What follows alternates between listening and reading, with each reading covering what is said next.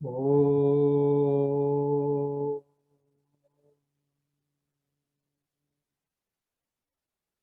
ओ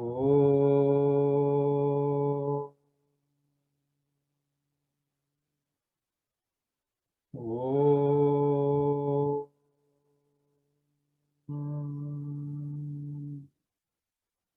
गुरुर्ब्रह्मा गुरुर्विष्णू गुरुर्देवो महेश्वरः गुरु साक्षात् परब्रह्म तस्मै श्री गुरवे नमः।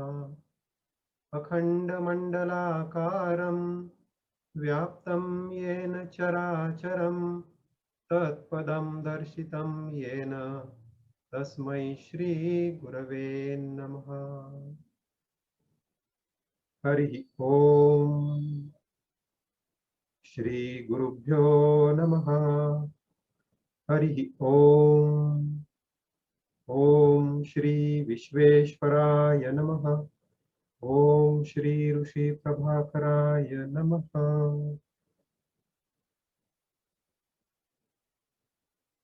जय गुरुदेव। सगळ्यांचं आजच्या वर्गामध्ये खूप खूप हार्दिक मनपूर्वक स्वागत। आज आपण मागच्या वर्गामध्ये काय शिकलो होतो त्याचा थोडासा आढावा घेऊया। कारण मागचा वर्ग जर आपल्याला चांगल्या रीतीने समजला तर संपूर्ण गीता समजणं खूप सोपं आहे आणि मागचा वर्ग त्या दृष्टीने खूप महत्त्वाचा होता। तर मी पुन्हा एकदा एक दुसरी वेगळी पॉवर पॉइंट तयार केलेली आहे। याच्यात बराचसा भाग मागच्या वर्गातला रिपीट जरी असला तरी आपण तो थोडक्यात घेणार आहोत, म्हणजे त्याला आपण ओव्हरव्ह्यू केल्यासारखं।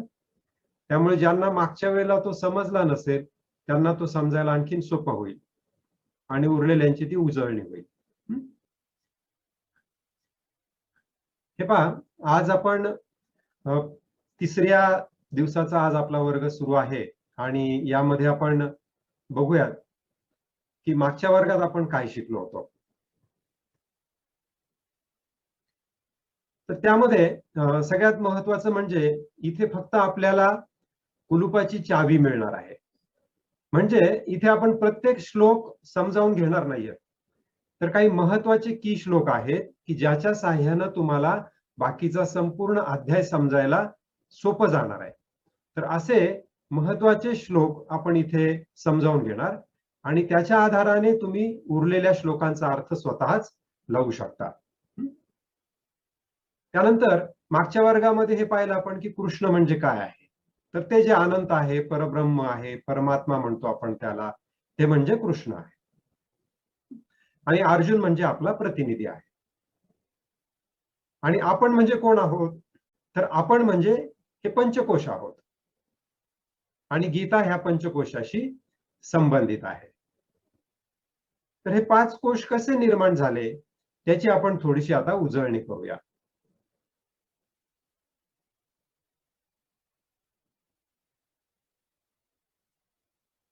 तर सगळ्यात पहिलं म्हणजे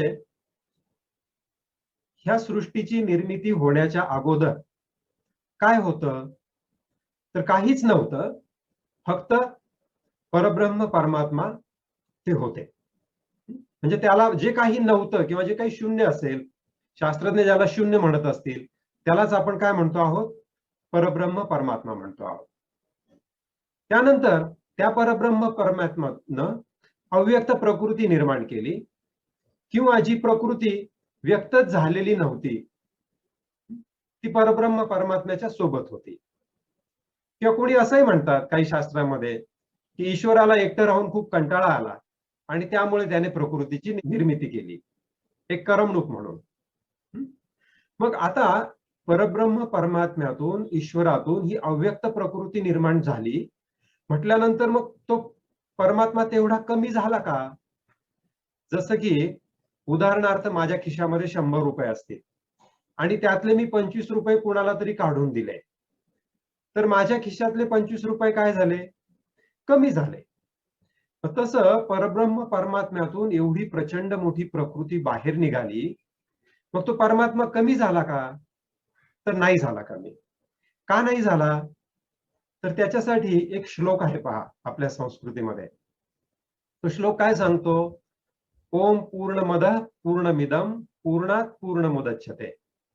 म्हणजे ते जे काही पूर्ण आहे ते पूर्णामध्येच संपूर्ण, म्हणजे स्वतःमध्येच ते संपूर्ण आहे. आणि पूर्णस्य पूर्णमादाय, त्या पूर्णातून अगदी पूर्णच्या पूर्ण जरी बाहेर काढलं तरी सुद्धा खाली जे राहतं ते काय राहतं? पूर्णच राहतं. पूर्णमेवाव शिष्यते. म्हणजे जे अनंत असतं त्या अनंतातून तुम्ही अगदी अनंत जरी बाहेर काढलं तरी ते अनंतच शिल्लक असतात. त्यामुळेच त्याला अनंत म्हटलं जातं, ज्याचा अंत नाही असं. तर त्यामुळे परमात्म्यामधून जरी ती अव्यक्त प्रकृती बाहेर आली तरी सुद्धा तो परमपुरुष परमात्मा तो संपूर्णच होता किंवा संपूर्णच आहे. आणि मग ती अव्यक्त प्रकृती व्यक्त झाली, त्याला आपण अष्टधा प्रकृती म्हणतो किंवा 24 तत्वांची प्रकृती म्हणतो. आता 24 आणि 8 हा फरक काय आहे? तर 8 ही प्रधान तत्व आहेत आणि 24 म्हणजे कशी 10 इंद्रिय आणि 5 विषय आणि एक अव्यक्त प्रकृती हे ऍड केल्यानंतर 24 होतं. पण आपल्याला विषय समजण्यासाठी म्हणून आपण सध्या ती दुय्यम तत्व बाजूला ठेवूयात आणि ह्या 8 तत्वांचा विचार करू. तर ही अव्यक्त प्रकृती 8 तत्वामध्ये व्यक्त झाली. त्यात सगळ्यात अगोदर बुद्धी बाहेर आली, त्यानंतर बुद्धीतून अहंकार, अहंकारातून 5 महाभूत, त्यातही अगोदर आकाश, आकाशात वायू, वायूमध्ये तेज, तेजातून आप आणि आपमधून पृथ्वी, असं सगळं हे बाहेर आलं. हे बाहेर आल्यानंतर ह्या 5ही तत्वांपासून मन नावाचं एक इंद्रिय तयार झालं. मन हे सुद्धा काय आहे? एक इंद्रिय आहे. तर मन नावाचं एक इंद्रिय त्यातून तयार झालं. आणि मग अशा रीतीनं शरीर, प्राण, मन, बुद्धी आणि अहंकार ह्या 5हीचा मिळून एक मनुष्य तयार झाला. हे शरीर कुठून आलं? तर पृथ्वी, आप, तेज, वायू, आकाश ह्या पंचमहाभूतापासून शरीर तयार झालं. त्यानंतर वरती तुम्हाला मन दिसतं आहे, ते मन तुम्हाला वरच्या अष्टधा प्रकृतीतूनच मिळालं. बुद्धी पण वरती शिल्लक आहेच, त्यातून बुद्धी मिळाली. अहंकार पण वर दिसतोच आहे, तिथून अहंकार मिळाला.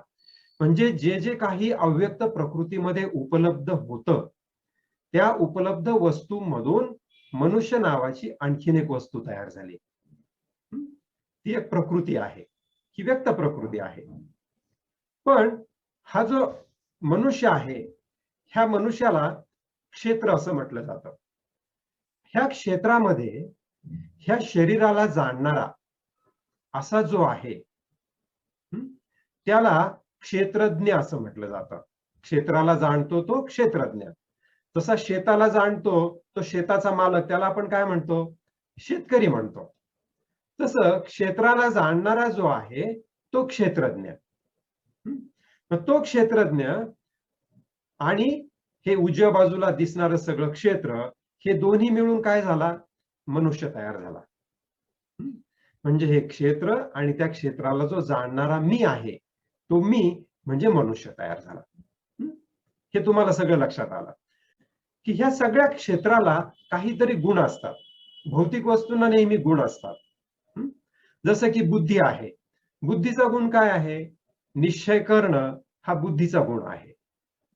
त्यानंतर अहंकार, अहंकाराचं गुण काय आहे? की काहीतरी कामना करणं, कशाची तरी इच्छा निर्माण होणं, हा अहंकाराचा गुण आहे. त्यानंतर आकाश, वायू, तेज, आप आणि पृथ्वी यांचे गुण काय आहेत? अनुक्रमे शब्द, स्पर्श, रूप, रस आणि गंध. हे 5 गुण कशाचे आहेत? आकाश, वायू, तेज, आप आणि पृथ्वीचे. तर हे 5 गुण कसे आहेत ह्याच्या संदर्भात तुमच्या जवळ एक पुस्तिका दिलेली आहे, पहा मी. त्या पुस्तिकेतलं तुम्ही 7 क्रमांकाचं पेज जर उघडलं तर त्याच्यावरती तुम्हाला खालून दुसरा चौकोन पहा उजव्या हाताचा, की पृथ्वीचा गुण दाखवलेला आहे गंध. 7 क्रमांकाचं पृष्ठ काढा. पृथ्वीला तसं पाहिलं तर 5 गुण आहेत. आता उदाहरणार्थ पृथ्वीचं रूप म्हणजे काय आहे? जसं की तुमच्या घरात तयार होणारी चपाती घ्या. त्या चपातीचा आवाज येतो टोपल्यात टाकली की, त्या चपातीचा स्पर्श होतो गरम गरम, त्या चपातीला रूप आहे, चपाती गोल आहे, चपाती चवदार लागते, त्याला रस आहे आणि त्या चपातीला सुवास येतो, म्हणजे त्याला गंध आहे. हे 5ही गुण त्याला आहेत. पण गंध हा त्याचा विशेष गुण आहे की जो इतर कुणाकडेच नाही. उदाहरणार्थ पाणी. पाण्याला वास नसतो पहा. त्यामुळे गंध हा गुण कोणाचा झाला? पृथ्वीचा. तो पाण्याकडे काय काय आहे? पाण्याचा आवाज येतो पहा. पाणी वाहताना खळखळ आवाज येतो. पाण्याला स्पर्श आहे. पाणी गरम असतं, थंड असतं. पाण्याला रूप आहे. तुम्हाला डोळ्याला पाणी दिसतं आणि पाणी पिता येतं. त्यामुळे त्याला रस आहे. परंतु त्यातला रस हा गुण असा आहे की जो उरलेल्या तिघांकडे नाहीये. त्यामुळे रस हा पाण्याचा गुण आहे. आता तेज किंवा अग्नी, अग्नीला 3 गुण आहेत. अग्नीचा आवाज येतो पहा. आपण म्हणतो अग्नीचा भडका उडाला, तर भड हा त्याचा आवाज झाला. अग्नीला स्पर्श आहे, तो गरम लागतो आपल्याला. आणि अग्नीला रूप पण आहे. अग्नी आपल्या डोळ्याला दिसतो. पण अग्नीला रस आहे का? नाहीये. अग्नीला गंध पण नाहीये. अग्नीसोबत जो गंध येतो, जसं की उदबत्तीचा गंध येतो, तो गंध कशाचा असतो? तो त्याच्यामध्ये जळणाऱ्या वस्तूचा असतो, जडत्वाचा असतो. अग्नीला गंध नाहीये. म्हणून अग्नीचा गुण काय झाला? रूप झाला. वायूचा गुण स्पर्श आहे. वायू तुमच्या अंगाला, शरीराला स्पर्श करतो. आणि आकाशाचा गुण आहे तो म्हणजे शब्द. तर अशा रीतीनं प्रत्येक जड वस्तूला एक गुण असतो. मनाचा गुण काय आहे? चंचलता. चंचलता हा आपल्या मनाचा गुण आहे.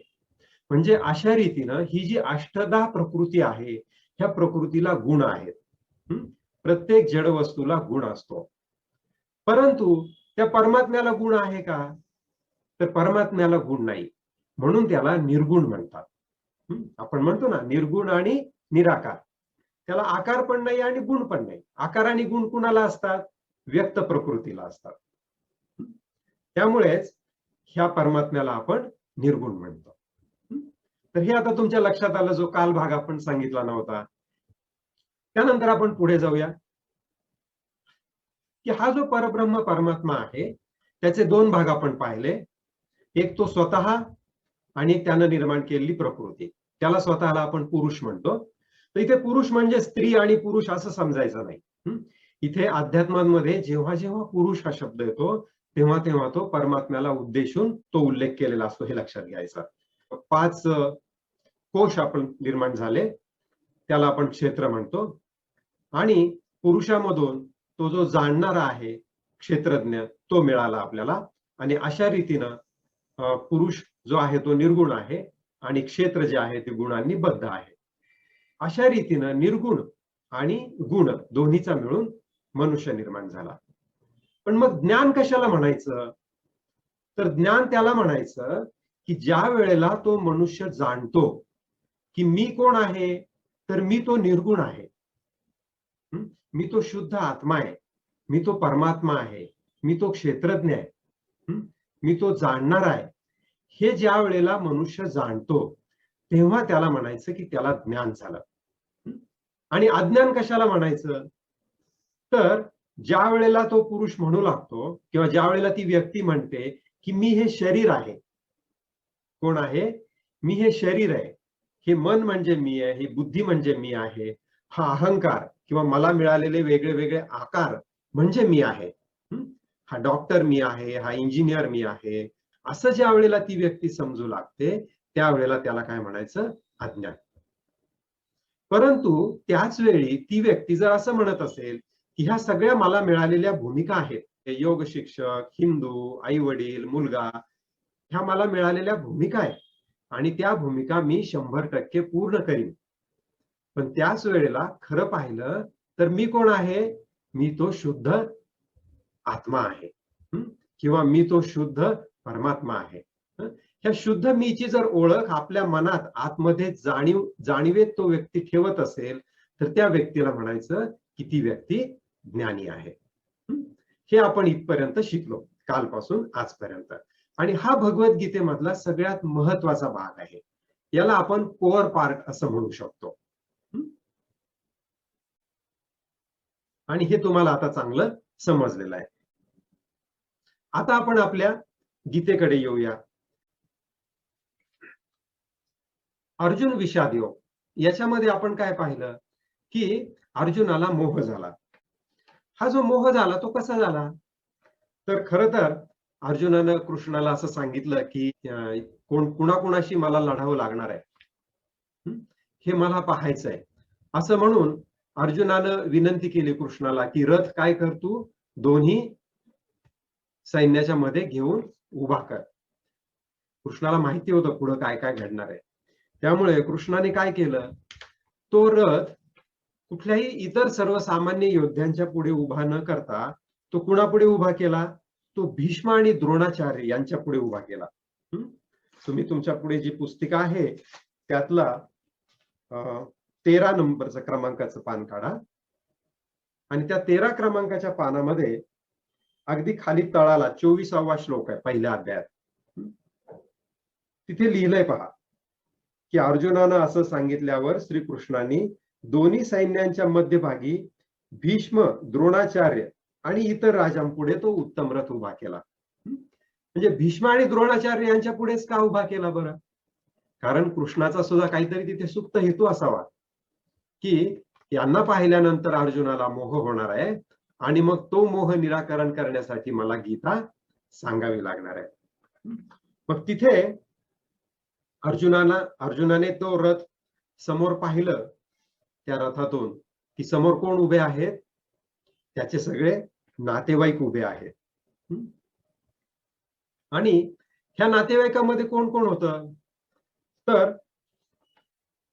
26 क्रमांकाच्या श्लोकामध्ये म्हणजे पुढचं 15 नंबरचं पान पहा तुम्ही, तर त्याच्यात कुणाला पाहिलं त्याने, काका, आजे, पणजे, गुरु, मामा, भाऊ, मुलगे, नातू, मित्र, सासरे आणि हितचिंतक, ह्या सगळ्यांना त्याने पाहिलं अर्जुनाने.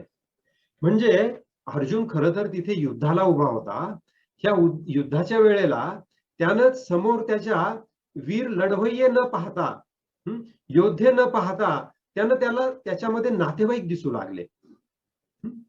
आणि हे नातेवाईक त्याला का दिसू लागले, कारण त्याला मोह झाला होता. आणि मग ह्या मोहामुळे तो काय म्हणू लागला की मी युद्ध करणार नाही.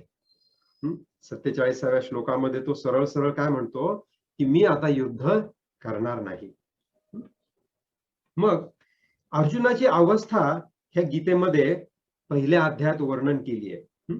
तर ती वर्णन करताना काय सांगितलंय की त्याला करुणा झाली, शोक झाला, त्याचे अवयव गलितगात्र झाले, तोंडाला कोरड पडली, शरीराला कंप सुटला, अंगावर रोमांच उभे राहिले, अंगाचा दाह झाला, मन भ्रमिष्ट झालं, हातातून शस्त्र गळून पडू लागली. हे सगळं वर्णन मुळातून वाचण्यासारखं आहे की अर्जुनाची अवस्था किती बिकट झालेली होती, ह्या श्लोकामधून लक्षात येतात. आणि बाणासहित आपलं सगळं धनुष्य बाण आणि आपली सगळी आयुध खाली टाकली त्यानं रथामध्ये आणि तो रथाच्या मागच्या भागामध्ये जाऊन बसला. तो करुणेनं व्याप्त झालेला होता, त्याचे डोळे आसवांनी भरलेले होते, मन व्याकुळ झालं होतं आणि त्याची अवस्था दीन झालेली होती. पहा, अर्जुनासारखा महायोद्धा, ज्यानं शंकराला सुद्धा युद्धामध्ये हरवलं होतं, असा हा अर्जुन, ज्यानं आयुष्यात कधी हार पत्करली नव्हती, असा हा अर्जुन, त्याची अवस्था कशी झाली आहे, तर व्याकुळ झाली आहे आणि आसवांनी डोळे भरलेले आहेत. आणि तो श्रीकृष्णाला शरणागत झाला आणि कृष्णाला काय म्हणतो तो, मी युद्ध नाही करणार, आणि मागे जाऊन बसला तो रथामध्ये. पहा, जसं एखादं लहान मूल रुसतं आणि आपल्याला म्हणतं की मी नाही करणार आता हे तू सांगतो ते, आणि ते गप्प होतं. तर अशा रीतीनं ह्या गीतेमध्ये असा उल्लेख आहे की तो गप्प झाला. मग तो गप्प झाला म्हणजे काय झालं की त्यानं कृष्णावरती सगळं सोडून दिलं की आता तूच कर काय करायचं ते, मला नाही युद्ध करायचं. आता कृष्णावरती सगळी जबाबदारी येऊन पडली आणि कृष्ण तिथे थोडा हसला. कृष्ण हसला किंवा हसल्यासारखं त्याने केलं. दुसऱ्या अध्यायातला 10वा श्लोक काढा. कृष्ण का हसला असेल बरं त्याला? इतका मोठा बाका प्रसंग उभा राहिलेला आहे.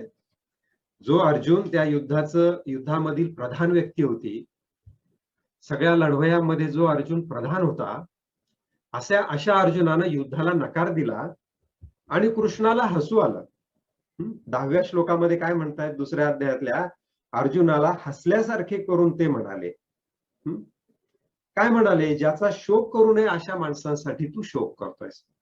आणि मग त्यांनी अर्जुनाला ज्ञान द्यायला सुरुवात केली. हे काय ज्ञान दिलं अर्जुनाला? खर तर लढाईच्या वेळेला समोरच्या पार्टीत आपला माणूस आहे असं म्हणून आपल्याला लढाईचं कर्तव्य सोडता येणार नाही. मग ह्या युद्धामध्ये आपल्या मिलिटरीतल्या एखाद्या कर्नलला किंवा मोठ्या पदावरच्या व्यक्तीला लढताना असं दिसलं की आपल्या समोर जो सैन्य आहे त्या सैन्यातला जो कॅप्टन आहे किंवा जो प्रमुख आहे, तर तो आणि आपण एका कॉलेजमध्ये होतो पूर्वी. परदेशामध्ये शिकत असताना एका कॉलेजमध्ये आपण सोबत शिकलेलो आहे. तो आणि आपण मित्र आहोत. मग असं म्हणून मग त्याला ते लढाईचं कर्तव्य सोडून देता येईल का? आपण ते मंजूर करू का? नाही करणार.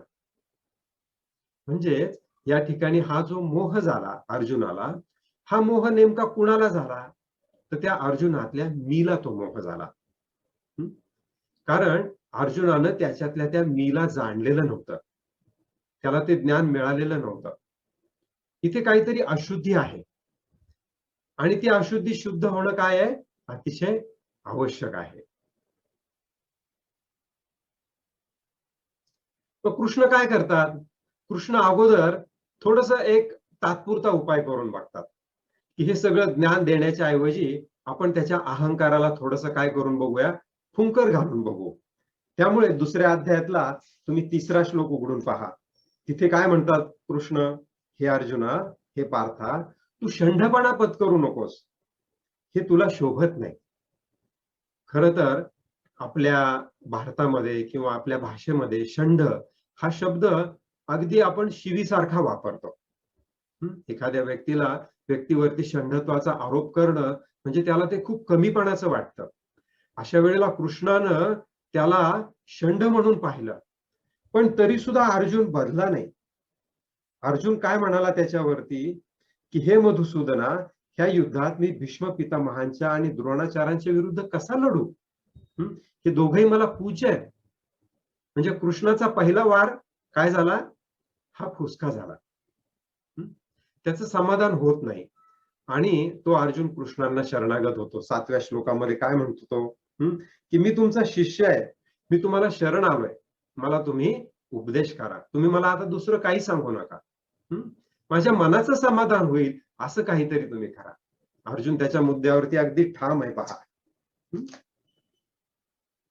9व्या श्लोकात काय सांगितलंय की मी युद्ध करणार नाही असं स्पष्ट सांगितलं आणि तो गप्प झाला. आता चेंडू कुणाच्या कोर्टात येऊन पडला? कृष्णाच्या कोर्टात येऊन पडला. आता जे काही करायचंय ते कृष्णाला करायचंय. कृष्णाला हसू येतं. का हसू येतं कृष्णाला? कृष्णाला अर्जुनाच्या अज्ञानाचं हसू येतं. जेव्हा एखादी व्यक्ती अज्ञानात असते त्यावेळेला त्या व्यक्तीची आपल्याला दया येते. अरे किती साधी गोष्ट आहे ही, असं म्हणून कृष्णाला हसू आलं आणि मग कृष्णानं ज्ञान द्यायला सुरुवात केली. कृष्णाला लक्षात येतं की इथे वरवरचे कुठलेही उपाय चालणारे नाहीये. इथं परिपूर्ण ऑपरेशनच आपल्याला करावं लागणार आहे. आणि मग कृष्ण त्या परिपूर्ण ऑपरेशनला इथून पुढे सुरुवात करतात. ते परिपूर्ण ऑपरेशन काय आहे? तर ते परिपूर्ण ऑपरेशन म्हणजे 5ही कोशांची शुद्धी आहे. तर अर्जुन म्हणजे ते 5 कोश आणि त्या 5ही कोशांचं ह्या निमित्तानं, ह्या युद्धाच्या निमित्तानं, अर्जुनाच्या निमित्तानं कृष्ण आपल्याला ते ज्ञान देऊ इच्छितात. खरं जर कृष्णाला ते ज्ञान फक्त अर्जुनालाच द्यायचं असतं, अन्नमय कोश, प्राणमय कोश ह्याच्या शुद्धीकरणाचं काही सांगितलंच नसतं. त्यांनी त्याचं समाधान केलं असतं, लढाईला उभा केला असता. परंतु कृष्णाला हे ज्ञान आपल्याला द्यायचं होतं आणि म्हणूनच या गीतेमध्ये 5ही कोशांच्या शुद्धीचं ज्ञान दिलेलं आहे आणि म्हणून गीता आपल्याला उपयोगी आहे. आपल्याला सुद्धा हे परिपूर्ण शुद्धीकरण पाहिजे आहे. ते नाहीये आपल्याकडे शुद्धीकरण, म्हणून आपल्या जीवनामध्ये वेगवेगळी दुःख आहेत, ताणतणाव आहे, भीती आहे, बीपी डायबेटीस आहे, आपल्याला हे सगळे आजार आहेत, सायकोसोमॅटिक आजार आहेत, ताणतणाव आहेत आपल्या जीवनामध्ये, आपल्याला भीती वाटते, मृत्यूची भीती वाटते, आजारांची भीती वाटते. हे सगळं का आहे? तर हे सगळं अज्ञानामुळे आहे. पाचही कोशांच्या शुद्धीकरणात कुठेतरी गडबड आहे. आणि म्हणून मग कृष्ण अर्जुनाला अन्नमय कोश शुद्धी देतात. परंतु ती अन्नमय कोश शुद्धी लगेच ह्या ठिकाणी देत नाही, तर ती थेट ह्या संपूर्ण गीतेमध्ये वेगळ्या वेगळ्या ठिकाणी देतात. आपण काय केलेलं आहे, ही अन्नमय कोश शुद्धी एका ठिकाणी आणली की जेणेकरून आपल्याला ही प्राथमिक माहिती मिळेल. तर अन्नमय कोश शुद्धी म्हणजे काय, तर आहाराची शुद्धी, विहाराची शुद्धी आणि शरीराची शुद्धी. तर आहार हा कसा घेतला पाहिजे, त्यानंतर विहार. विहार म्हणजे काय, तर आपण दिवसभरामध्ये जे काही विहरण करतो, जे काही हिंडतो फिरतो आणि आपला नेहमीचं काम सोडून ज्याच्यामध्ये आपण स्वतःला व्यस्त ठेवतो, त्याला विहार म्हणायचं. जाणीवपूर्वक शरीर व्यवस्थित राहावं म्हणून आपण जो व्यायाम करतो, योगासनं करतो आणि आपण जी कामं करतो दिवसभरामध्ये, ती कामं कशा पद्धतीनं करतो, त्या कामाचं आपण योगामध्ये रूपांतर करतो का, आणि ते जर योगामध्ये रूपांतर करून आपण ते काम करत असू तर त्याचा आपल्या शरीरावरती काय परिणाम होतो, त्याला सगळ्यांना म्हणायचं अन्नमय कोश शुद्धी. तर सगळ्यात पहिला नियम असा आहे की आपला आहार हा मर्यादित असला पाहिजे आणि तो मोजून मापून असला पाहिजे. काय झालेलं आहे, काळाच्या ओघामध्ये आपण आहार घेत असताना कुठे थांबायचं हे आपल्याला माहिती नाहीये आणि आपण काय करतो, पोट तुडुंब भरल्यानंतर की आता यापुढे आपल्याला भरणं शक्य नाहीये पोटामध्ये असं लक्षात आल्यानंतर आपण थांबतो. पण खरं तर ते चूक आहे. शास्त्र आपल्याला सांगतात की आपल्या पोटामध्ये आपण किती आहार घ्यावा, त्यानंतर पाण्यासाठी किती जागा ठेवावी, हवेसाठी किती जागा ठेवावी, हे लक्षात न घेता आपण काय करतो, आहार घेत असतो. मग इथे कृष्ण काय सांगतात पहा तुम्ही 6व्या अध्यायातल्या 16व्या श्लोकात. तुमचं पुस्तक तुम्ही उघडू शकता आणि पेन्सिलनं खुणा पण करू शकता. तर 69वा पृष्ठ आहे तुमच्या पुस्तिकेतलं, त्यातला 16वा श्लोक आहे पहा, त्याला खून करा. काय म्हणतात तिथे की हे अर्जुना, हा योग फार खाणाऱ्याला आणि अजिबात न खाणाऱ्याला साध्य होत नाही. म्हणजे अति उपवास करणं पण चुकीचं आहे असं कृष्ण इथं सांगतात. आपल्यातल्या बऱ्याच लोकांना निर्जळी उपवास करायची हौस असते किंवा सरळ सरळ कधी एकादशी येते, नंतर गुरुवार येतो, नंतर आणखीन काहीतरी व्रत येतं आणि 3-3 दिवस ती महिला काय करते, उपवाशी राहते. किंवा उपवासाच्या नावाने आपण काय करतो, काही तेलकट पदार्थ, तळलेले पदार्थ हे खात राहतो. तर हे सगळं चूक आहे. त्यानंतर 17व्या श्लोकामध्ये काय सांगतायत ते की यथायोग्य आहार आणि विहार. म्हणजे आता इथे त्यांनी 17व्या श्लोकामध्ये विहाराची जोड दिली पहा. तुमच्या वागणुकीला विहारची पण जोड दिली. तर विहार म्हणजे काय की तुम्ही दिवसभर काय करता, तर तुम्ही दिवसभर काय करता, करमत नाही म्हणून हातात टीव्हीचा रिमोट घेता आणि त्यानं फक्त चॅनल्स खालीवर करत बसता का, किंवा ऑफिस मधून संध्याकाळी घरी येता आणि मग आता काय करण्यासारखं नाहीये, बायको स्वयंपाक करतीये, स्वयंपाक होऊन जेवणाचं ताट समोर येईपर्यंत काय करायचं, तर टीव्ही लावून बटन खालीवर करत बसायचं आणि त्याच्यावरती काय बघायचं, तर ते टीव्हीचं माध्यम विकणारे जे लोक आहेत, चॅनलवाले जे आहेत, ते दाखवतील ते बघायचं. म्हणजे तुम्ही काय करायचं हे कोण ठरवतंय, तर समोरचा दुसरा कोणी ठरवतंय. म्हणजे तुमचा विहार चुकीचा होत आहे. तुम्ही ठरवताय का मला काय नेमकं करायचंय, माझ्या जीवनाला काय आवश्यक आहे, मुलांसाठी काय आवश्यक आहे, माझ्या कुटुंबाच्या उत्थानासाठी काय जरुरी आहे, असा तुमचा विहार आहे का. तर तुमचा चुकीचा विहार असणं हे सुद्धा योगासाठी घातक आहे. म्हणून कृष्ण इथे काय सांगतात की यथायोग्य विहार तुमचा असला पाहिजे. त्यानंतर आता 18वा अध्याय उघडा आणि त्यातला 51वा श्लोक काढा. आपण हे अनेक ठिकाणचं एका ठिकाणी केलेलं आहे.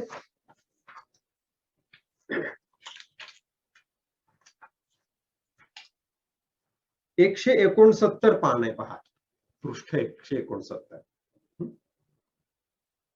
त्याच्यामध्ये 51 क्रमांकचा श्लोक आहे. विशुद्ध बुद्धीने युक्त हलके, सात्विक आणि नियमित भोजन घेणारा, एवढाच भाग फक्त पहा. तर विशुद्ध बुद्धीनं, तुमची बुद्धी शांत असली पाहिजे, विशुद्ध असली पाहिजे. अशा वेळेला म्हणजे जेवताना तुम्ही जर टीव्ही बघत जेवत असाल तर ते चुकीचं आहे. की जेवत असताना अगोदर ध्यान करावं. जेवणाच्या अगोदर 15 मिनिटं शरीर ध्यान केल्यानंतर तुमच्या शरीरातील सगळ्या ग्रंथी स्थिर होतील. योग्य ते तुमचे जे शरीरातून वेगळे द्रावांचं स्त्रवण होणं आवश्यक आहे ते स्त्रवायला सुरुवात होईल. तुमच्या मनावरती असलेले ताणतणाव निघून जातील. त्यानंतर मग ध्यानातून बाहेर आल्यानंतर प्रार्थना करून शांतपणे त्या अन्नाचं, त्या आहाराचे आभार मानून, ईश्वराचे आभार मानून एक घास 32 वेळा चावून आणि ते अन्न ज्यांच्यामुळे आपल्यापर्यंत आले आहे त्या सगळ्यांची आठवण करून त्यांना नमन करून त्यांच्याबद्दल मनातल्या मनात कृतज्ञता भाव ठेवून मग ते भोजन घेतलं पाहिजे. म्हणजे त्याला म्हणायचं विशुद्ध बुद्धीने भोजन घेणे. आपण कसं घेतो? तुम्ही स्वतः आत्मपरीक्षण करा. आणि हे तुम्ही करत नसाल तर ह्या पद्धतीनं तुमचं भोजन करायला सुरुवात करा. तर ते कसं असलं पाहिजे? हलकं, सात्विक आणि नियमित असलं पाहिजे. त्यानंतर आपण अजून पुढे जाऊया. आता आहाराबद्दल 17व्या अध्यायामध्ये 8वा श्लोक आहे पहा. इथे आहाराबद्दल विशेषत्वानं जास्तीची माहिती दिलेली आहे आपल्याला. काय सांगतायत तिथे?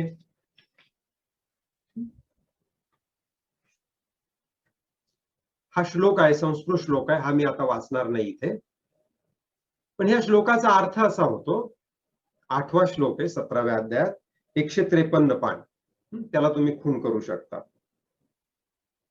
काय म्हणतायत 8व्या श्लोकामध्ये? आयुष्य, बुद्धी, बळ आणि आरोग्य हे वाढवणार. म्हणजे आहारामुळे तुमचं काय काय वाढलं पाहिजे? आयुष्य वाढलं पाहिजे, बुद्धी पण वाढली पाहिजे, बळ आणि आरोग्य. त्याच्या जोडीला सुख आणि प्रीती हे पण दोन्ही वाढलं पाहिजे. हा आहार कसा असला पाहिजे? हा रसयुक्त असावा, स्निग्ध असावा आणि स्थिर राहणारा असावा. आता संस्कृत श्लोकात तुम्ही वर पहा. रस्याः स्निग्धाः स्थिरा हृद्या. स्वभावतः मनाला प्रिय वाटणारा असला पाहिजे. हृदया म्हणजे काय? तर स्वभावतः मनाला प्रिय. म्हणजे तो दिसला की तुम्हाला तो योग्य पद्धतीने खावासा वाटला पाहिजे. असे भोजनाचे पदार्थ सात्विक पुरुषांना प्रिय असतात. तर रसयुक्त काय असतं बरं? सगळी फळं रसयुक्त असतात, ती स्निग्ध असतात. स्निग्ध याचा अर्थ असा होत नाही की तेलकट आहार घ्या म्हणून. स्निग्ध या शब्दाचा अर्थ असा होतो की तो खात असताना तुम्हाला तो आवडला पाहिजे. तो कोरडा किंवा वृक्ष नसणं म्हणजे स्निग्ध आहे. तर सगळ्या प्रकारची फळं ही स्वभावतः मनाला प्रिय असतात. त्यामुळे स्वभावतः मनाला प्रिय असणारे याचा अर्थ सर्व प्रकारचा फलाहार आणि अमृत आहार. त्यानंतर राजसिक आहार. राजसिक आहार हा 9व्या श्लोकामध्ये सांगितलेला आहे. त्यालाही तुम्ही खून करू शकता.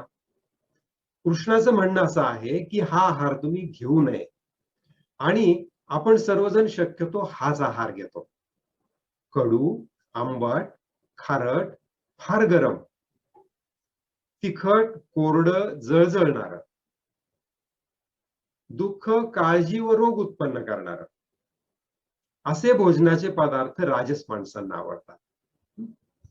याच्यामधले 2-3 शब्द आपण लक्षात घेऊ शकतो पहा.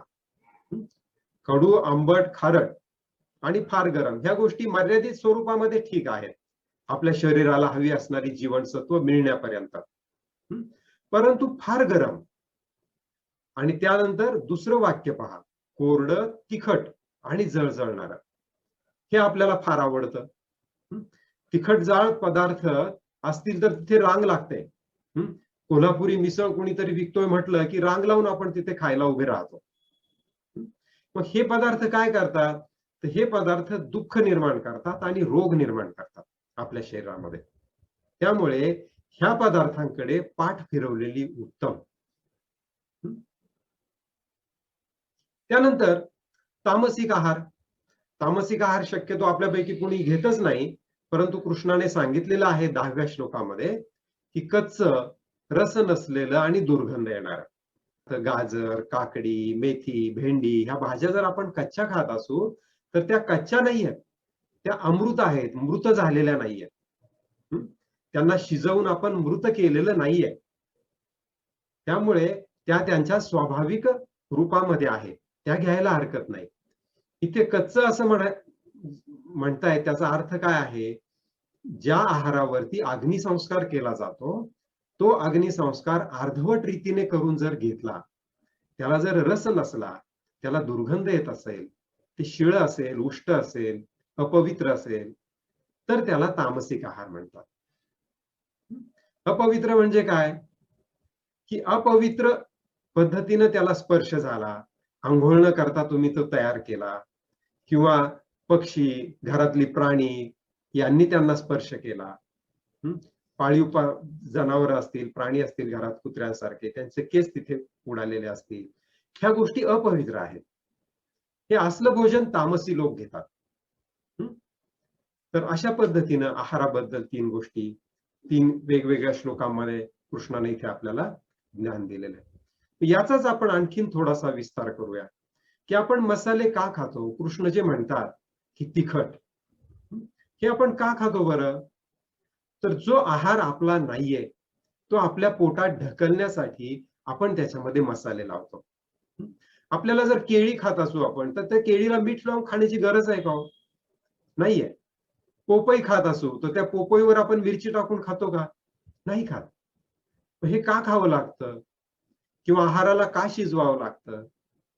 तर जो आहार आपला नाहीये तो आहार आपल्या पोटात ढकलण्यासाठी आपल्याला मसाले खावे लागतात, तो शिजवावा लागतो. मग आता मसाले आणि शिजवणं हे बंदच करायचं का? तर गेल्या हजारो वर्षामध्ये आपण काही प्रमाणात मसाले खातो आहोत, काही आहार शिजवून खातो आहोत, पण त्याचं स्वरूप अतिशय मर्यादित असलं पाहिजे, ते कमीत कमी असलं पाहिजे.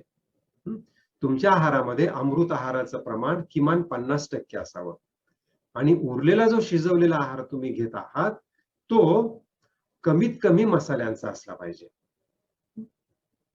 आणि तसाच तो मित असला पाहिजे. आपण खरं तर आता जेवढं हिंडतो फिरतो, जेवढा खर्च होतो आपल्या शरीरातून तेवढाच आपण इनपुट दिला पाहिजे. आपण काय करतो? 100 कॅलरीजचं काम करतो आणि 500 कॅलरीचा आहार घेतो. त्यामुळे ह्या 400 कॅलरीज काय होतात? आपल्या शरीरावरती मेदाच्या स्वरूपामध्ये साठून बसतात आणि आपलं वजन वाढतं.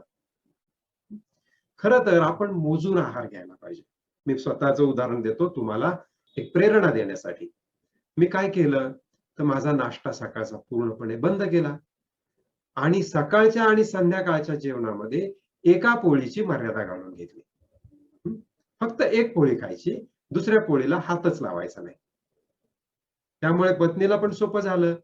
त्यामुळे शिळं पडेल का, उष्ट राहील का, आजचा यांच्या पोटाचा अंदाज काय आहे, हे सगळं करण्याची गरजच नाही राहिली. घरात जितक्या व्यक्ती तितक्या पोळ्या, संपलं. मग पोट नाही भरलं तर काय करायचं? काय करायचं नाही. थोडा अमृत आहार थोडा कमी जास्त करून मॅनेज करायचं. संध्याकाळचं जेवण थोडं लवकर करायचं. म्हणजे अशा पद्धतीनं तुम्ही स्वतःवरती स्वतःच्या आहाराला मोजून मापून घेणे. मोजून मापून हे शब्द फार महत्वाचे आहेत. पहा, आजच्या वर्गातून हे शब्द तुम्ही तुमच्या मनामध्ये पूर्ण ठसवून घ्या की मित आहार आपला असला पाहिजे आणि तो अमृत असला पाहिजे. तसंच मांसाहाराबद्दल पण आहे की जो आहार आपल्याला समोर दिसल्यानंतर चटकन जाऊन खावासा वाटतो तो आपला. तुम्ही बागेत गेलात, पेरू दिसले, पोपई दिसली, आंबे दिसले, तुम्हाला सहज घेऊन तोडून खावेसे वाटतात, तो अमृत आहार आहे, तो तुमचा आहार आहे. पण रस्त्यानं कोंबडी पळतीये, तुम्हाला पटकन जाऊन तिला पकडून काकडी सोलल्यासारखी किंवा केळी सोलल्यासारखी तिचे पंख काढून टाकून तुम्ही तिला खाऊ शकता का? हो, नसेल खाऊ शकत तर तो आहार तुमच्यासाठी ईश्वराने दिलेलाच नाहीये. हा त्याचा सोपा अर्थ आहे. तसंच चहा, कॉफी इतर व्यसन, मद्य यांच्याबद्दल पण तोच नियम लागू होतो. हे सर्व आपल्यासाठी नाहीये. खर तर श्रीकृष्णाने जो यादवांचा नाश केला, किंवा श्रीकृष्णानेच हे सगळं घडवून आणलं असं म्हटलं जातं, तर तो त्या मद्य पिल्यामुळे यादवांचा नाश झाला, यादव कुळाचा. आणि तुम्ही जर भागवत पुराणामध्ये एका ठिकाणी उल्लेख आहे की ज्याला कली असं म्हटलं जातं. कली म्हणजे काय, की जो तुमचा सर्वनाश करतो तो. तर त्या कलीची राहण्याची ठिकाणं कुठली आहेत? त्या परीक्षित राजानं कलीचा पराभव केला आणि तो त्या कलीला मारून टाकणार. तेव्हा त्या कलीनं परीक्षिताला विनंती केली की तू काही मला मारून टाकू नको, तुम्हाला काही मर्यादित जागा दे राहण्यासाठी, मी फक्त त्या जागांमध्ये राहीन. आणि त्यानं 5 जागा मागून घेतल्या, किंवा परीक्षित राजानं त्याला 5 जागा दिल्या. त्या कुठल्या आहेत? तर मद्य, हिंसाचार, जुगार, व्यभिचार आणि सुवर्ण किंवा सुवर्णाचा लोभ. ह्या 5 जागा आहेत जिथे कली राहतो. त्यामुळे अधोगती सुरू होते.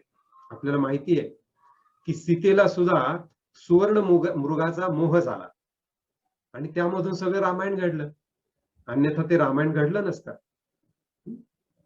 तर अशा रीतीनं ह्या 5 गोष्टींपासून आपण काय राहिलं पाहिजे? दूर राहिलं पाहिजे. सुवर्ण ठीक आहे, तुमच्या व्यवहारामध्ये तुमच्याकडे असणं, समाज मान्यतेसाठी ते अंगावरती घालणं, हे इथपर्यंत पण ठीक आहे.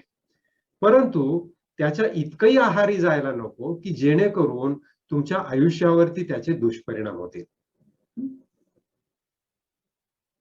आता हे झालं कशाबद्दल? अन्नमय कोशाच्या शुद्धीबद्दल.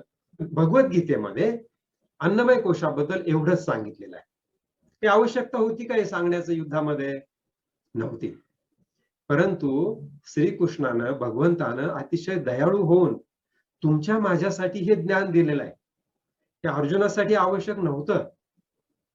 त्यामुळे आपण ह्या ज्ञानाचा सन्मान करून आपल्या जीवनामध्ये ते अंगीकारलं पाहिजे. त्यानंतर प्राणायाम. प्राणमय कोशाच्या शुद्धीसाठी प्राणायाम आवश्यक आहे. पण युद्धामध्ये प्राणायाम आवश्यक होता का? तर नव्हता. मग कुणासाठी येतो? तर तो आपल्यासाठी आहे. कुठे सांगितलंय बरं प्राणायाम? भगवंतानं 4थ्या अध्यायात 29व्या श्लोकात प्राणायाम सांगितलेला आहे. तुम्ही तिथे पण पेन्सिलने खूण करून ठेवू शकता. 55 क्रमांकाचं पान आहे पहा. आणि 29 आणि 30 नंबरचे 2 श्लोक आहेत.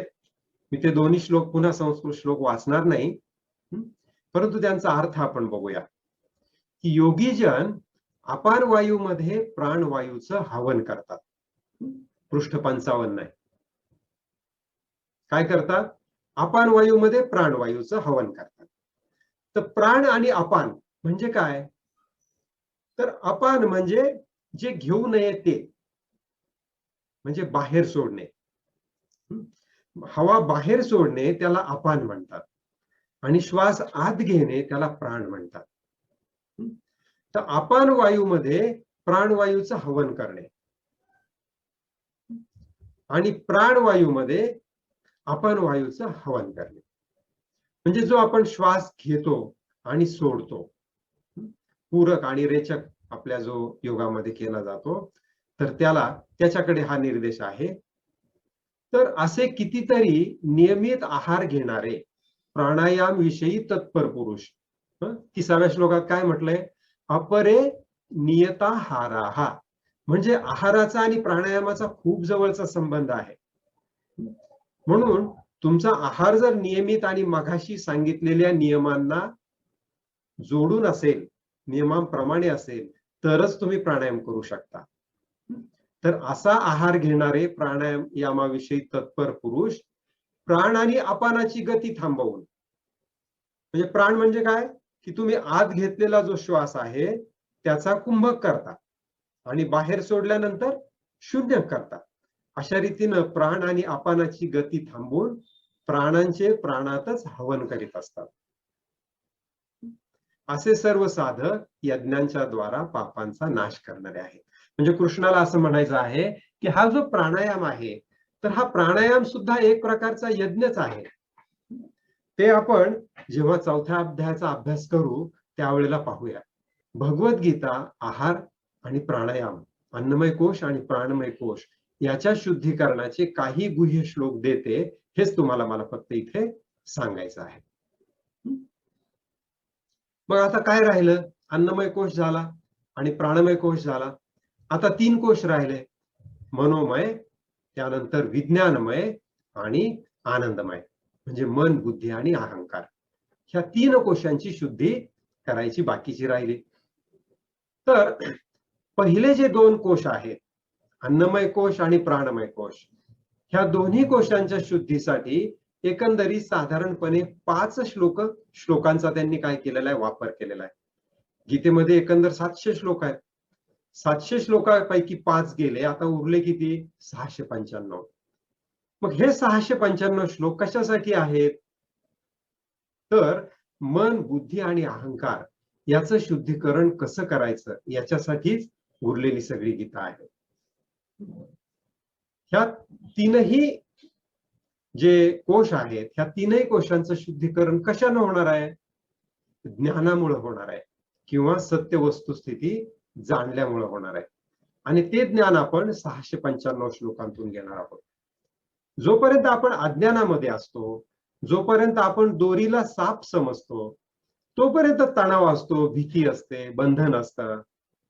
पण जेव्हा तुम्हाला वस्तुस्थितीचं सत्य ज्ञान होतं, जेव्हा लक्षात येतं अरे साप नाहीये, ही तर दोरी आहे, तर हे वस्तुस्थितीचं सत्य ज्ञान झालं की तुमचा तणाव नाहीसा होतो. शंकराचार्य आणि मंडन मिश्रा यांच्या वादामध्ये हेच ज्ञान शंकराचार्यांनी मंडन मिश्रांना दिलं. मंडन मिश्रा म्हणायचे की कर्मामुळे मुक्ती मिळते आणि शंकराचार्य काय म्हणायचे? ज्ञानामुळे मुक्ती मिळते. तर यज्ञ याग केल्यामुळे किंवा यज्ञ यागासारखे कर्म केल्यानं मुक्ती मिळत नाही. मुक्ती ही केवळ ज्ञानाने मिळते. आणि शंकराचार्यांनी हे मंडन मिश्रांना पटवून दिलं. हे पटवून दिल्यानंतर मंडन मिश्रांनी काय केलं? शंकराचार्यांचं शिष्यत्व पत्करलं आणि मग सुरेश्वराचार्य ह्या नावानं ते शंकराचार्यांचे शिष्य झाले. शंकराचार्यांनी काय संदेश दिलेला होता? अकर्मैव मोक्षः. केवळ अकर्म हे तुम्हाला मुक्ती देतं, कर्म नव्हे. म्हणजे अकर्म काय आहे? तर ही भगवद्गीता हे अकर्माचं शास्त्र आहे. अकर्म हे खूप सोपं आहे. का सोपं आहे? कारण ते अकर्म आहे. तुम्हाला कर्म किंवा करायचं काहीच नाहीये. उलट तुम्ही जे काही करता आहात त्याचं रूपांतर, त्या कर्माच्या बंधनाचं रूपांतर अकर्मामध्ये करायचं आहे. आणि तीच तर खरी कौशल्याची गोष्ट आहे. त्यामुळे दुसऱ्या अध्यायात 50व्या श्लोकात श्रीकृष्ण काय म्हणतात? योग हा कर्मसु कौशलम. तुम्ही तिथे पण खूण करू शकता. 29 क्रमांकाचं पान आहे आपल्या पुस्तिकेतील 50वा श्लोक. योग हा कर्मसु कौशलम. तर योग कशाला म्हणायचं? ही योगाची व्याख्या आहे. कर्मातील कौशल्य म्हणजेच योग आहे. खाली डोकं वर पाय करणे म्हणजे योग नाही. पद्मासन घालणे म्हणजे योग नाही. अवघड अवघड आसनं करणे म्हणजे योग नव्हे. तर योग म्हणजे काय आहे? की आपण जी कर्म करतो त्या कर्म करण्यामध्ये कौशल्याची जोड देणं, याला योग म्हटलेलं आहे. मग ते कुठलं कौशल्य आहे? तर ते कौशल्य आता श्रीकृष्ण आपल्याला इथून पुढे शिकवणार आहेत. तर इथे आपण हे शेअरिंग थांबूया.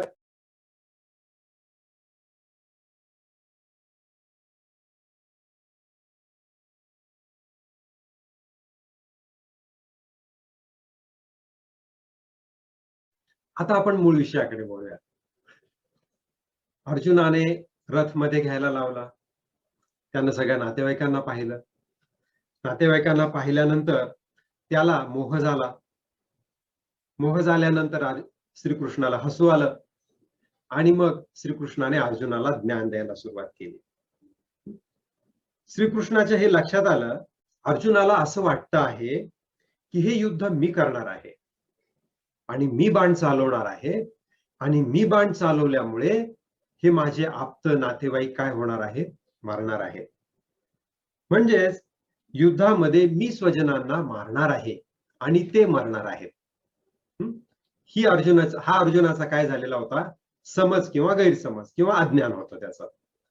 हे अज्ञान बाहेर काढणं ह्यासाठी श्रीकृष्णांनी त्याला दुसऱ्या अध्यायातला 16वा एक अतिशय महत्वाचा श्लोक आहे. आता तुमच्याकडे इतका वेळपर्यंत मी पेन्सिलीनं खुणा करायला सांगितलं, पण आता जर तुमच्याकडे हायलायटर असेल तर त्या हायलायटरनं किंवा हायलायटर नसेल तर पेननं तुम्ही खूण करा. दुसऱ्या अध्यायातला 16वा श्लोक आहे हा. याचा आपल्याला पुन्हा पुन्हा रेफरन्स घ्यावा लागणार आहे. हा इकडे तुम्ही 20व्या पानावरती पहा. संस्कृत ज्या बाजूला दिलेला आहे, नासतो विद्यते भावो ना भावो विद्यते सतः. एवढ्या एका ओळीला तुम्ही फक्त अंडरलाईन करा किंवा हायलाइट करा. ह्या श्लोकाचा अर्थ आपण समजावून घेऊया.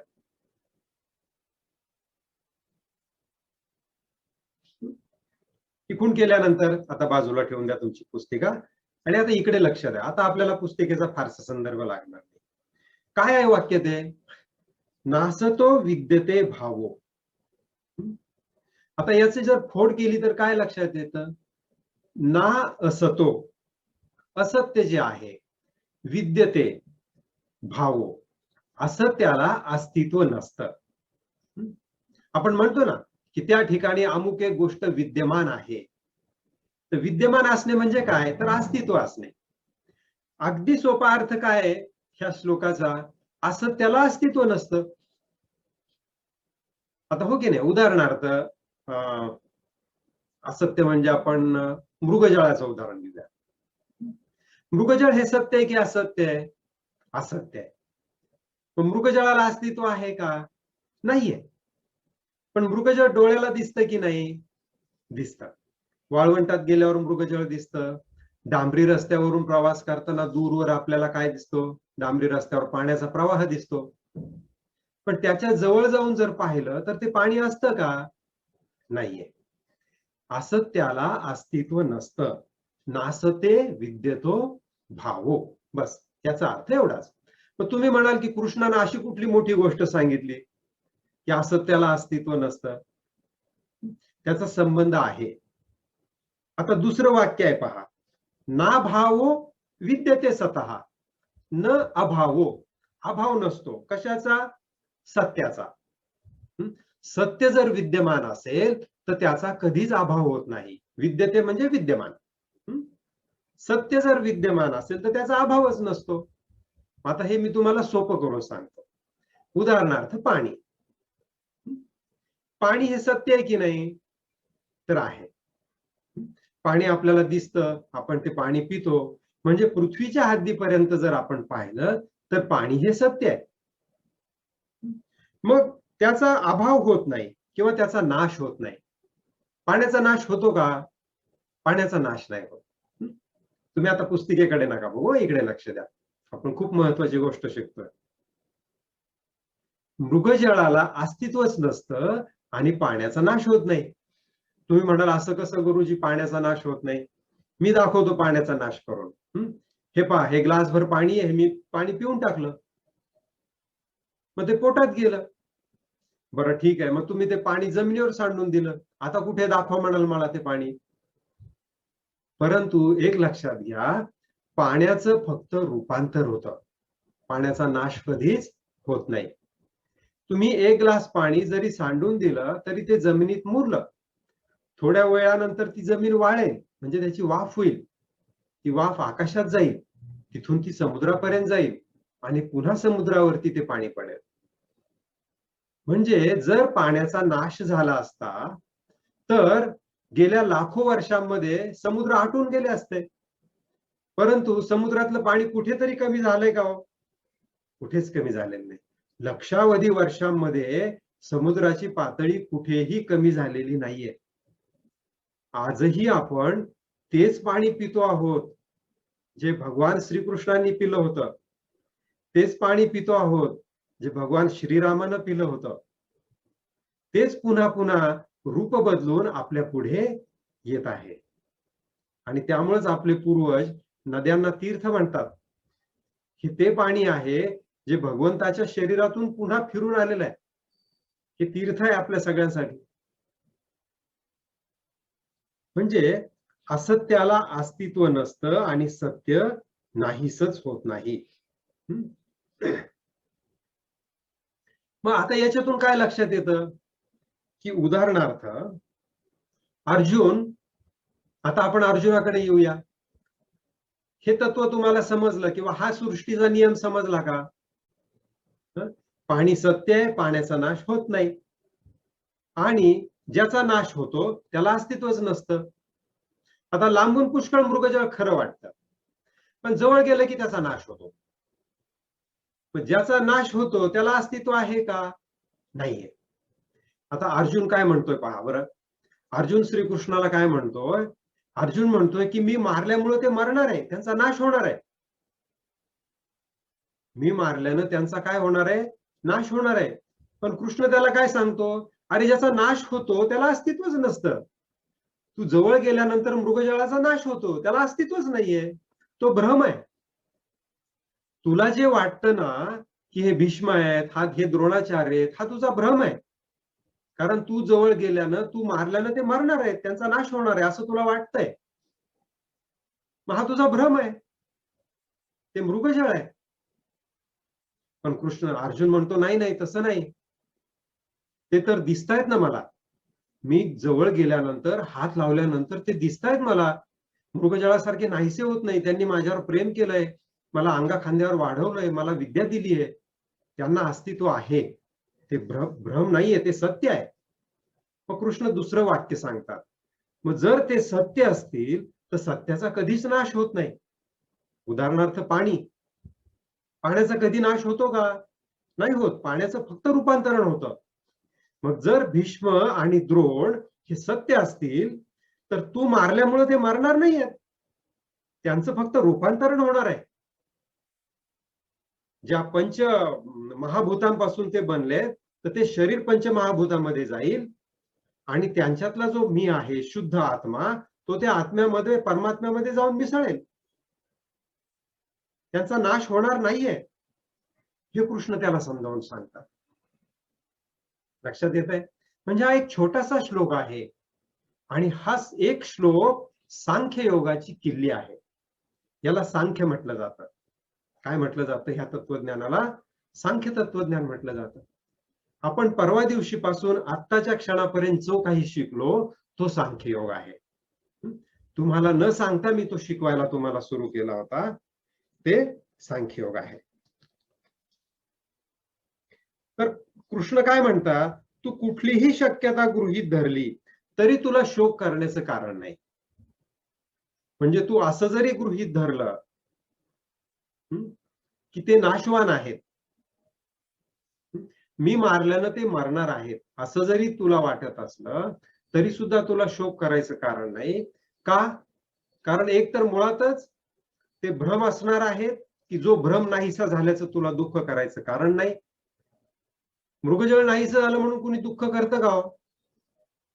इतकं छान मृगजळ होतं माझ्या समोर, पण मी जवळ गेल्यानं ते नाहीसं झालं असं म्हणून जर कुणी हमसून हमसून रडू लागलं तर त्याला आपण काय म्हणू? वेडा म्हणू. तसंच पाण्याचं पण आहे. पाण्याचा नाश होत नाही, त्याचं फक्त रूपांतरण होतं. त्यामुळे पाणी तुमच्या जवळून जरी गेलं दूर तरी तुम्हाला दुःख करण्याचं कारण नाहीये. थोडक्यात काय तर नासतो विद्यते भावो ना भावो विद्यते सतः.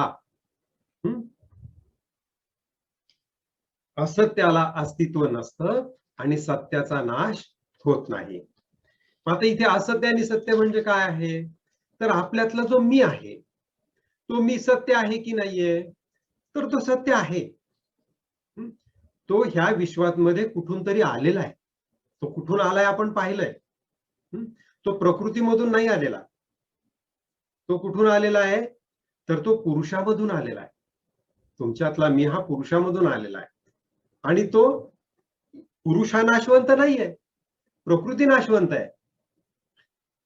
प्रकृतीचं रूपांतरण होईल किंवा शेवटी एक दिवस ती नाश पण होईल, ती पुन्हा अव्यक्त होईल. परंतु तो जो तुमच्यातला मी आहे तो ती प्रकृतीमध्ये नाहीच ना मुळात. तो पुरुषाकडून आलेला आहे आणि पुरुष अमर आहे. मग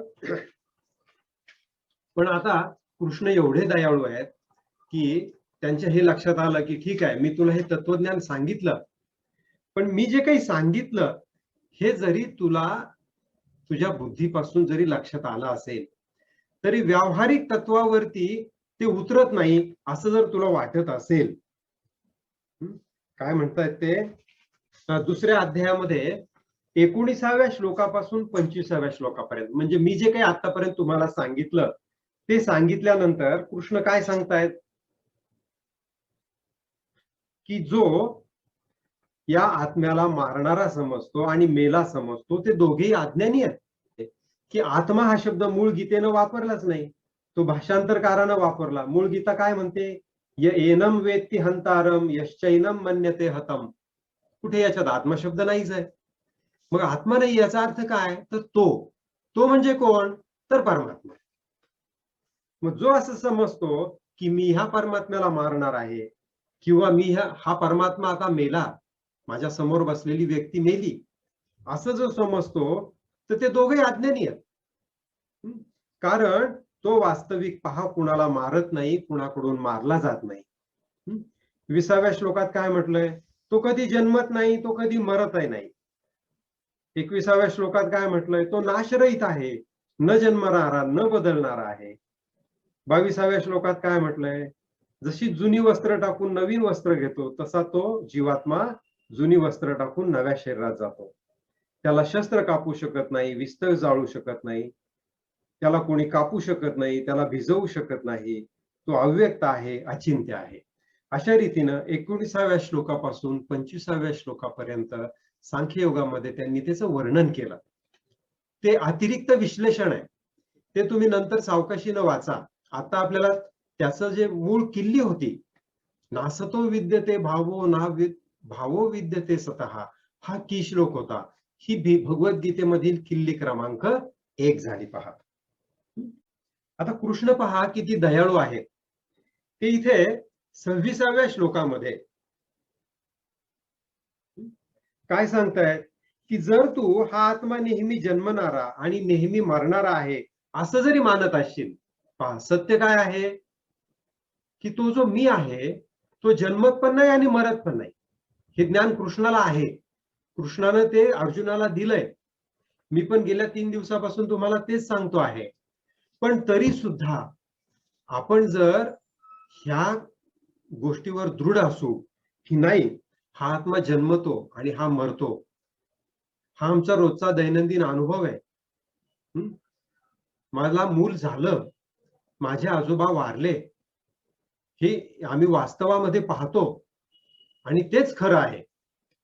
हे तुम्ही सांगता हे तत्वज्ञान काही आमच्या बुद्धीला पटत नाही असं जरी वाटत असेल तरी कृष्ण काय म्हणतायत पहा, 26व्या श्लोकात कृष्णाने अर्जुनाला स्पष्ट सांगितलंय की हे महाबाहो, हा आत्मा नेहमी जन्मणारा आणि नेहमी मरणारा आहे असं तू मानत असला तरी सुद्धा तू शोक करणं योग्य नाही. ह्या श्लोकाला पण तुम्ही टिक करू शकता. 26वा श्लोक का, कारण जर असं मानलं की तो जन्मतो पण आणि मरतो पण, याचा अर्थ काय झाला की तुला असं वाटतं की मी मारल्याने ते मरणार आहेत आणि त्यांचा कधीतरी जन्म झाला होता. याचा अर्थ सरळ सरळ काय निघतो, जो जन्माला आला तो मरणार आहे. मग 27व्या श्लोकात काय सांगतात की तू जे म्हणतो ते खरं धरलं काय की मी मारल्यानं ते मरणार आहेत, हे आपण थोडा वेळ खरं धरूया. त्याचा अर्थ काय होतो की जन्माला आलेल्याला मृत्यू निश्चित आहे आणि मेलेल्याला जन्म निश्चित आहे. याला एक तुम्ही हायलाइट करा. 27वा श्लोक, जो जन्माला आला त्याला मृत्यू निश्चित आहे आणि मेलेल्याचा जन्म निश्चित आहे. कारण हे संपूर्ण जग कसं आहे, सायकलिक आहे, वर्तुळाकार आहे. पाण्याची वाफ होते, वाफेचं पाणी होतं, पाण्याची वाफ होते, वाफेचं पाणी होतं, सूर्योदय होतो, सूर्यास्त होतो, सगळे ऋतू गोलाकार रीतीनं पुन्हा पुन्हा येतात. जानेवारीचा डिसेंबर येतो आणि पुन्हा जानेवारी येतो. तसंच तू जे म्हणतोयस ते जर आपण खरं मानलं तर तुला दुःख करायचं कारण नाही, कारण जो मेलेला आहे त्याला पुन्हा जन्म निश्चित आहे. ह्या गोष्टीला उपाय नाहीये. ह्या उपाय नसलेल्या गोष्टीविषयी तू शोक करू नकोस. जो जन्माला आलेला आहे तो मरणारच आहे. ह्या गोष्टीला उपाय आहे का काही? ठीक आहे, 50 नाही तर 60 वर्ष जगेल, 60 नाही तर 100 वर्ष जगेल, पण एक दिवस मरेल की नाही मरेल? मरेल. ह्या गोष्टीला उपाय आहे का? नाहीये. मग ज्या गोष्टीला उपाय नाही त्याच्याबद्दल तू दुःख का करतो? काय आहे तो 27वा श्लोक? तस्माद अपरिहार्य अर्थे न त्वम शोचितुम अर्हसी. याला तुम्ही हायलाइट करा तुमच्या जवळच्या पेननं. 27वा श्लोक आहे. तस्माद अपरिहार्य, म्हणून जे अपरिहार्य आहे त्याच्यासाठी तू शोक करू नकोस. जे अपरिहार्य त्याच्यासाठी शोक करणं योग्य आहे का मला सांगा बरं तुम्ही? काय काय अपरिहार्य आहे? ह्या श्लोकाचा हा अर्धा भाग महत्वाचा आहे. प्रत्येक श्लोकातला अर्धा भाग महत्वाचा आहे बरं का. मागाच्या श्लोकातला अर्धा भागच महत्वाचा होता, नासतो विद्यते भावो. ह्या श्लोकाचाही अर्धा भाग महत्वाचा आहे. तस्मात अपरिहार्य अर्थे न त्वम शोचितुम अर्हसी, म्हणून जे अपरिहार्य आहे त्याच्यासाठी तू शोक करू नकोस. काय अपरिहार्य? आता माझ्याकडे पहा तुम्ही. माझा हा शर्ट आहे, कुठल्या रंगाचा आहे सांगा बरं? कुठल्या रंगाचा आहे? पांढऱ्या रंगाचा आहे. आता माझ्या अंगातला हा शर्ट आता पांढऱ्या रंगाचा आहे, याला काही पर्याय आहे का? आता ह्या क्षणात काही पर्याय आहे का? नाही. कुणी म्हणेल हो आहे, तुम्ही तो हिरव्या रंगाचा, निळ्या रंगाचा जाऊन बदलून येऊ शकता, पण तो पर्याय कधी आहे? तर तो नंतरच्या क्षणामध्ये आहे. आपल्या जीवनाचा आत्ताचा हा क्षण कसा आहे? अपरिहार्य आहे. माझ्या कपाळाला लावलेलं कुंकू आहे, कुठल्या रंगाचं आहे? लाल रंगाचं आहे. त्याला काही पर्याय आहे का? आहे, पण तो दुसऱ्या क्षणात आहे. ह्या क्षणात कुठलाही पर्याय नाही. ती लाल कुंकू लालच असणार आहे. माझ्या डोळ्यावरती काय आहे? चष्मा आहे. याला काही पर्याय आहे का? नाही. हा चष्मा निघू शकतो. कधी? हा दुसऱ्या क्षणात निघू शकतो. आता मी तो काढला, म्हणजे पर्याय आहे. डोळे बिना चष्म्याचे राहू शकतात, पण तो दुसरा क्षण झाला. ज्या क्षणामध्ये ते डोळ्यावरती चष्मा होता त्या क्षणात तो डोळ्यावरच होता. तुम्ही जर म्हटलात की त्याच क्षणात तो बाहेर दुसरीकडे असायला पाहिजे, तर नाही. मी काढल्यानंतर तो दुसरा क्षण आहे. म्हणजेच आत्ताचा हा क्षण कसा आहे? आत्ताचा हा क्षण अपरिहार्य आहे. आत्ताच्या ह्या क्षणामध्ये जे जे काही आहे ते सगळं काय आहे? अपरिहार्य आहे. आणि कृष्ण काय सांगतायत? तस्माद अपरिहार्य अर्थे न त्वम शोचितुम अर्हसी, म्हणून तू जे अपरिहार्य आहे त्याच्यासाठी शोक करू नकोस. पहा, कृष्णाचा आदेश आहे, साक्षात भगवंताचा, ईश्वराचा आदेश आहे. तो आदेश आपण मानला पाहिजे. काय आदेश आहे? की तुमच्या जीवनात जे अपरिहार्य आहे त्यासाठी शोक करू नका. मग काय अपरिहार्य लक्षात घ्या. तर आता ह्या क्षणात जे आहे ते अपरिहार्य आहे. अपरिहार्याची एकच व्याख्या आहे. अपरिहार्याची एकच व्याख्या आहे, लक्षात घ्या पुन्हा एकदा. आत्ताच्या ह्या क्षणामध्ये जे आहे ते अपरिहार्य आहे. येणारा क्षण अपरिहार्य नाहीये. तो तुम्ही तुम्हाला हवा तसा घडवू शकता. लक्षात आलं? अपरिहार्य काय आहे? फक्त आत्ताचा हा क्षण अपरिहार्य आहे. येणारा क्षण अपरिहार्य नाही. तो तुम्ही तुम्हाला हवा तसा घडवू शकता. मी दुसऱ्या क्षणामध्ये माझं कुंकू जाऊन बदलवून घेऊन येऊ शकतो. दुसऱ्या क्षणामध्ये माझा चष्मा उतरवून ठेवू शकतो. दुसऱ्या क्षणामध्ये जाऊन माझा शर्ट बदलवून येऊ शकतो. येणारा क्षण अपरिहार्य मुळीच नाहीये. तुम्ही तुम्हाला हवं ते घडवू शकता. त्यामुळे येणाऱ्या क्षणाला मोठ्या उत्साहानं सामोरं जाणं, म्हणजे काय आहे? म्हणजे ईश्वराचा सन्मान राखणं आहे. तुम्ही येणाऱ्या क्षणात काही पण घडवू शकता, ही तुमच्या आतली ईश्वरी शक्ती आहे. हा तुमच्या अंगातला उत्साह, हे चैतन्य म्हणजेच तो प्रभू परमात्मा आहे. आणि म्हणून येणाऱ्या क्षणामध्ये मी काहीच करू शकणार नाही. मी गरीब आहे आणि मी गरीबच राहणार आहे. मी अशक्त आहे आणि मी अशक्तच राहणार आहे. मी अज्ञानी आहे आणि मी अज्ञानीच राहणार आहे. असं म्हणणं म्हणजे मूर्खपणाचं लक्षण आहे. मी गुलाम आहे आणि मी गुलामच राहणार आहे. मूर्खपणाचं लक्षण आहे. येणाऱ्या क्षणामध्ये तुम्ही आत्ताची परिस्थिती सगळी बदलवून टाकू शकता. आणि समजा येणाऱ्या क्षणामध्ये ती नाही बदलली तर काय करायचं? काही नाही, हे अपरिहार्य म्हणून त्याचा स्वीकार करायचा. त्याच्या पुढच्या क्षणामध्ये तुम्हाला हवं ते घडवायचं. बरं, त्याच्या पुढच्या क्षणात पण तुम्हाला जे हवं ते नाही घडलं तर काय करायचं? ते पण स्वीकारून घ्यायचं. त्याला पण अपरिहार्य म्हणायचा. म्हणजे वास्तवातला प्रत्येक क्षण हा अपरिहार्यच आहे हे समजावून घेऊन त्याचा स्वीकार करायचा आणि येणाऱ्या क्षणात मला हवं ते घडवील असा उत्साह मनात ठेवून त्या क्षणाला सामोरं जायचं. असं किती दिवस करायचं? आपला क्लास संपेपर्यंत असं करायचं का? तर नाही. तर आपण जीवन असेपर्यंत, हे जीवन आपल्याला असेपर्यंत काय करायचं? हे जीवन जोपर्यंत आपल्याला आहे तोपर्यंत भविष्यकाळ आहे की नाही? आहे. हे जीवन संपल्यानंतर तो भविष्यकाळ तिथे थांबेल आपल्यासाठी.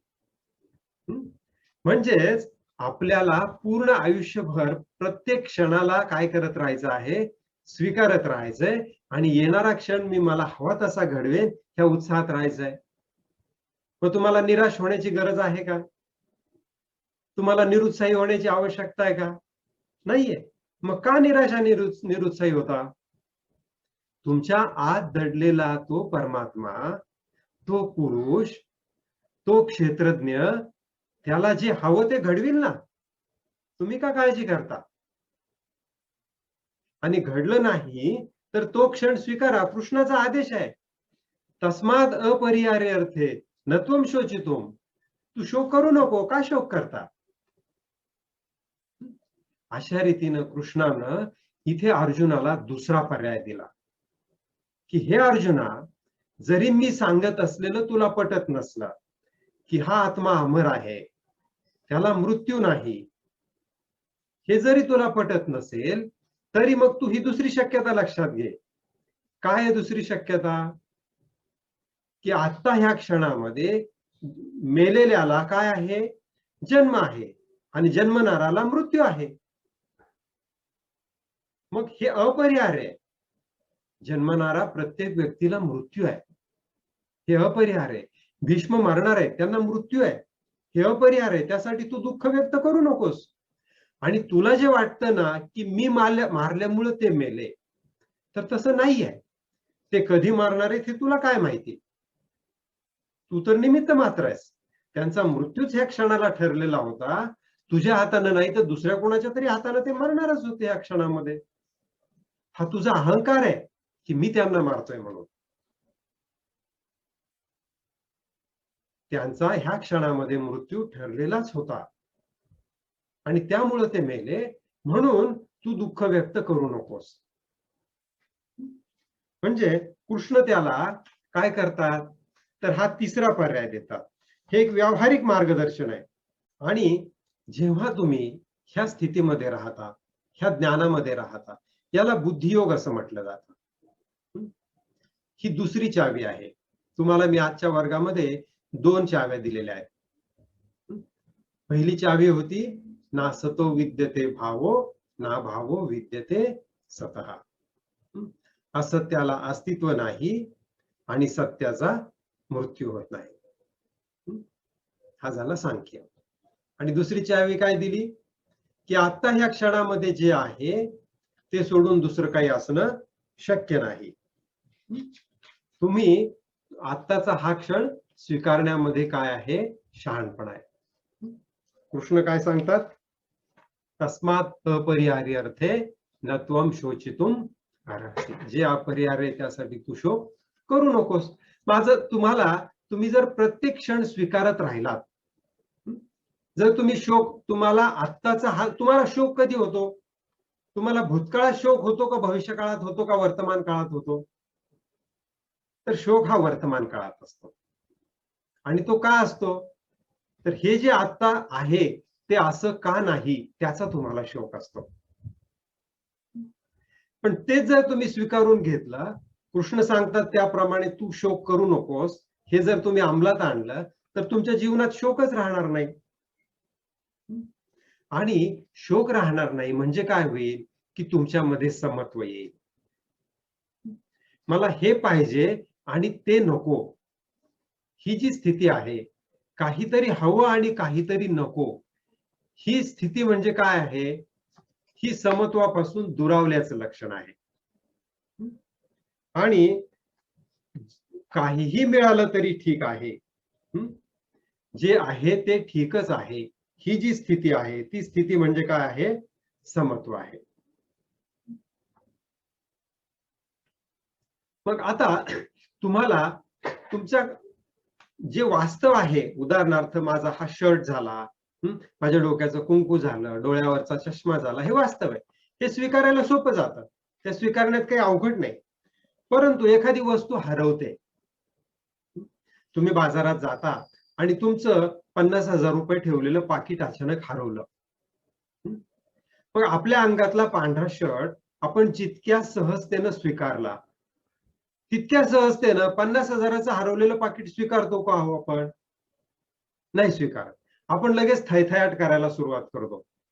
अरे माझं पाकिट गेलं, माझं पाकिट गेलं, अरे बारे कुणी नेलं, कुणी नेलं, याने नेलं का त्याने नेलं. आपण थै नाचायला जातो. मग तो चोर लगेच सावध होतो, की अरे मालकाच्या लक्षात आलं बरं का पाकिट चोरलेलं. मग तो सावध होऊन काय करतो? हळूच तिथून काढता पाय घेतो. मग तुम्हाला चोर सापडतो का? नाही सापडत.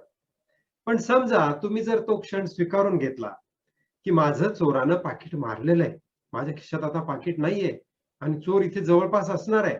मला हुशारीने लक्ष दिलं पाहिजे, की कुणाच्या चेहऱ्यावरचे हावभाव बदलतायत, कोण काढता पाय घेतोय.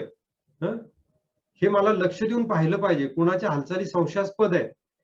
अशा रीतीनं तुम्ही तो क्षण स्वीकारून राहिला, तर तुम्हाला तो चोर काय करता येईल? पकडता येईल. समजा तो नाही सापडला, तरी सुद्धा तो क्षण स्वीकारून घेऊन तुम्ही पोलीस स्टेशनला जाता, तिथे कंप्लेंट नोंदवता, जे आवश्यक आहे ते करता. म्हणजेच तुम्ही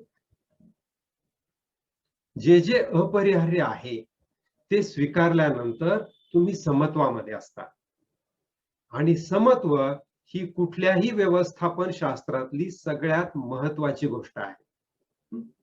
एखादी कंपनी आहे, त्या कंपनीतला एक मॅनेजर आहे आणि त्या मॅनेजरकडे एक कामगार आला, की साहेब हे माझ्याकडून हे टूल आहे ना हे तुटलं. पण ते टूल तुटलं म्हणून तुम्ही जर त्याच्यावरती रागवू लागला, तर ते तुटलेलं टूल झपकन दुरुस्त होऊन येणार आहे का? नाही. पण ते जर तुम्ही तुमच्याकडून समजावून घेतलं त्या कामगाराकडून, की कसं काय तुटलं रे? काय झालं? तू नेमक्या कुठल्या कृती केल्या होत्या? ह्या त्यानं केलेल्या चुका जर तुम्ही त्याच्या मशीन जवळ जाऊन जर समजावून घेतल्या, तर काय करता येईल? तुम्हाला उरलेल्या कामगाराला तसं ट्रेनिंग देता येईल, की अरे अशी चूक याच्याकडून घडली आणि त्यामुळं आपलं हे महागाचं टूल तुटलं. ही चूक तुम्ही पुन्हा करू नका. अगदी कारखान्यातच उपयोगी येईल असं नाही. तुमच्या शेतामध्ये तुमचा गडी नांगर चालवत असेल आणि नांगर चालवता त्याचा फाळ मोडला, तर तुम्ही थैथयाट करून तो दुरुस्त होणार आहे का नांगराचा फाळ? नाही होणार. पण जर तुम्ही जाऊन त्याच्याकडून समजावून घेतलं, की अरे काय झालं? नेमकं कशामुळे मोडला? आपला कामाचा खोडा का झाला? मग हा नांगराचा फाळ काम चालू असताना मोडू नये म्हणून काय करायला पाहिजे? हे जर ज्ञान तुम्ही त्याच्यातून घेतलं, तर पुढच्या वेळेला तुमचा फाळ मोडणार नाही. म्हणजेच तुम्हाला स्वीकारलेला क्षण हा समत्व देतो आणि समत्वातून तुम्हाला पुढे काय करायचं याचं ज्ञान होतं. आणि ह्या समत्वालाच काय म्हटलेलं आहे? समत्व म्हणजेच योग आहे. तुम्ही दुसऱ्या अध्यायातला 28 नंबरच्या पानावरती 48वा श्लोक आहे. त्यातले शेवटचे 3 शब्द आहेत पहा, संस्कृत शब्द. समत्वम योग उच्यते. काय 3 शब्द आहेत ते? समत्वम योग उच्यते. समत्व हाच योग आहे. कृष्णाने योगाची व्याख्या केली पहा. कृष्ण असं म्हणत नाहीयेत खाली डोकं वर पाय केलं म्हणजे योग होईल, पद्मासन घातलं म्हणजे योग होईल, किंवा तुमची 3 तासाची समाधी लागली म्हणजे योग होईल, असं नाही सांगत. कृष्ण काय सांगतायत? समत्वम योग उच्यते. 48वा श्लोक आहे मराठीमध्ये, तिथं मी अंडरलाईन केले पहा. त्याला समत्वालाच योग म्हटले आहे, त्याला तुम्ही हायलाइट करू शकता. आणि हे समत्व म्हणजे योग आहे. हे समत्व कशाला प्राप्त होतं? तर आत्ताच्या क्षणामध्ये जे आहे ते सोडून दुसरं असणं शक्यच नाहीये. हे जेव्हा तुम्ही जाणून घेता, ही तुमची बुद्धी जेव्हा जाणून घेते की ह्या क्षणामध्ये हे सोडून दुसरं असणं शक्यच नाही, ह्याच स्थितीला बुद्धियोग असं म्हटलेलं आहे आणि याला समत्व म्हटलेलं आहे. आणि समत्व म्हणजेच समाधी आहे. समाधी या शब्दाचा जर विग्रह केला तर काय बाहेर येतं? सम अधिक आ अधिक धी. सम असणारी धी, धी म्हणजे बुद्धी. बुद्धी कशाने सम होणार आहे? तर आता जे काही आहे ते ठीकच आहे, ह्या स्थितीमध्ये राहिल्याने बुद्धी काय होणार आहे? सम राहणार आहे. आणि ही समत्वाची किल्ली आहे. तर हा तुम्हाला आजच्या वर्गामधला दुसरा मंत्र किंवा दुसरी चावी होती.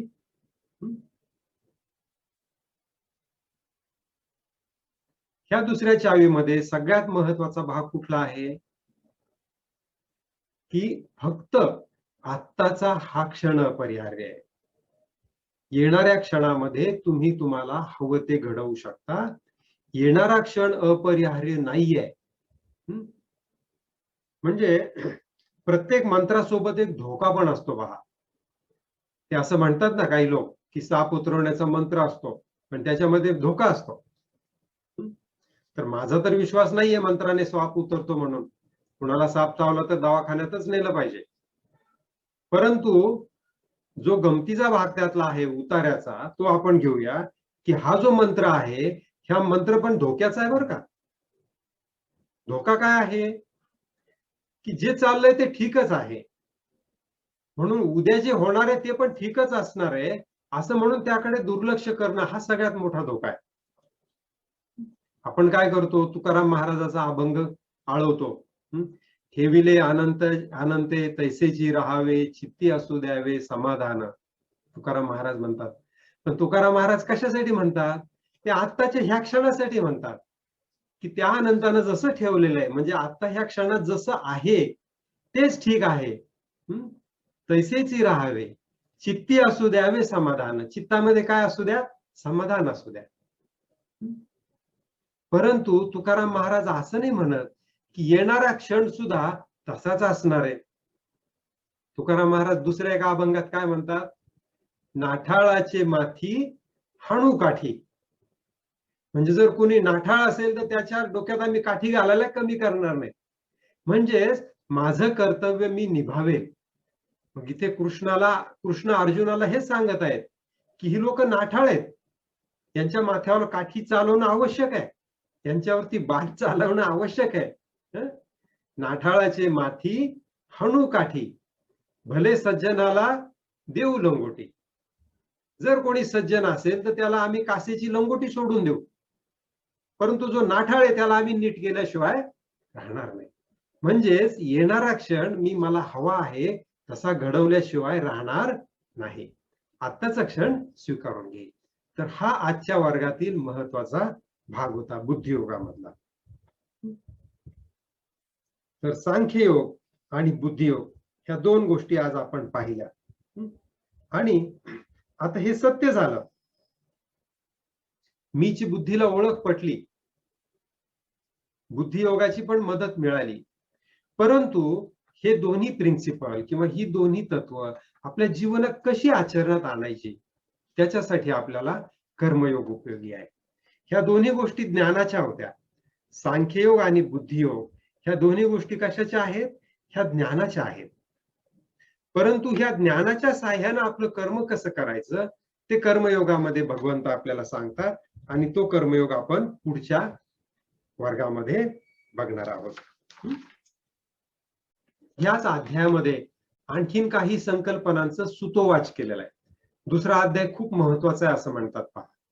दुसऱ्या अध्यायात सांख्ययोग सांगितलाय, दुसऱ्या अध्यायात बुद्धियोग सांगितलाय, दुसरा अध्याय अजून आपला पूर्ण झालेला नाहीये.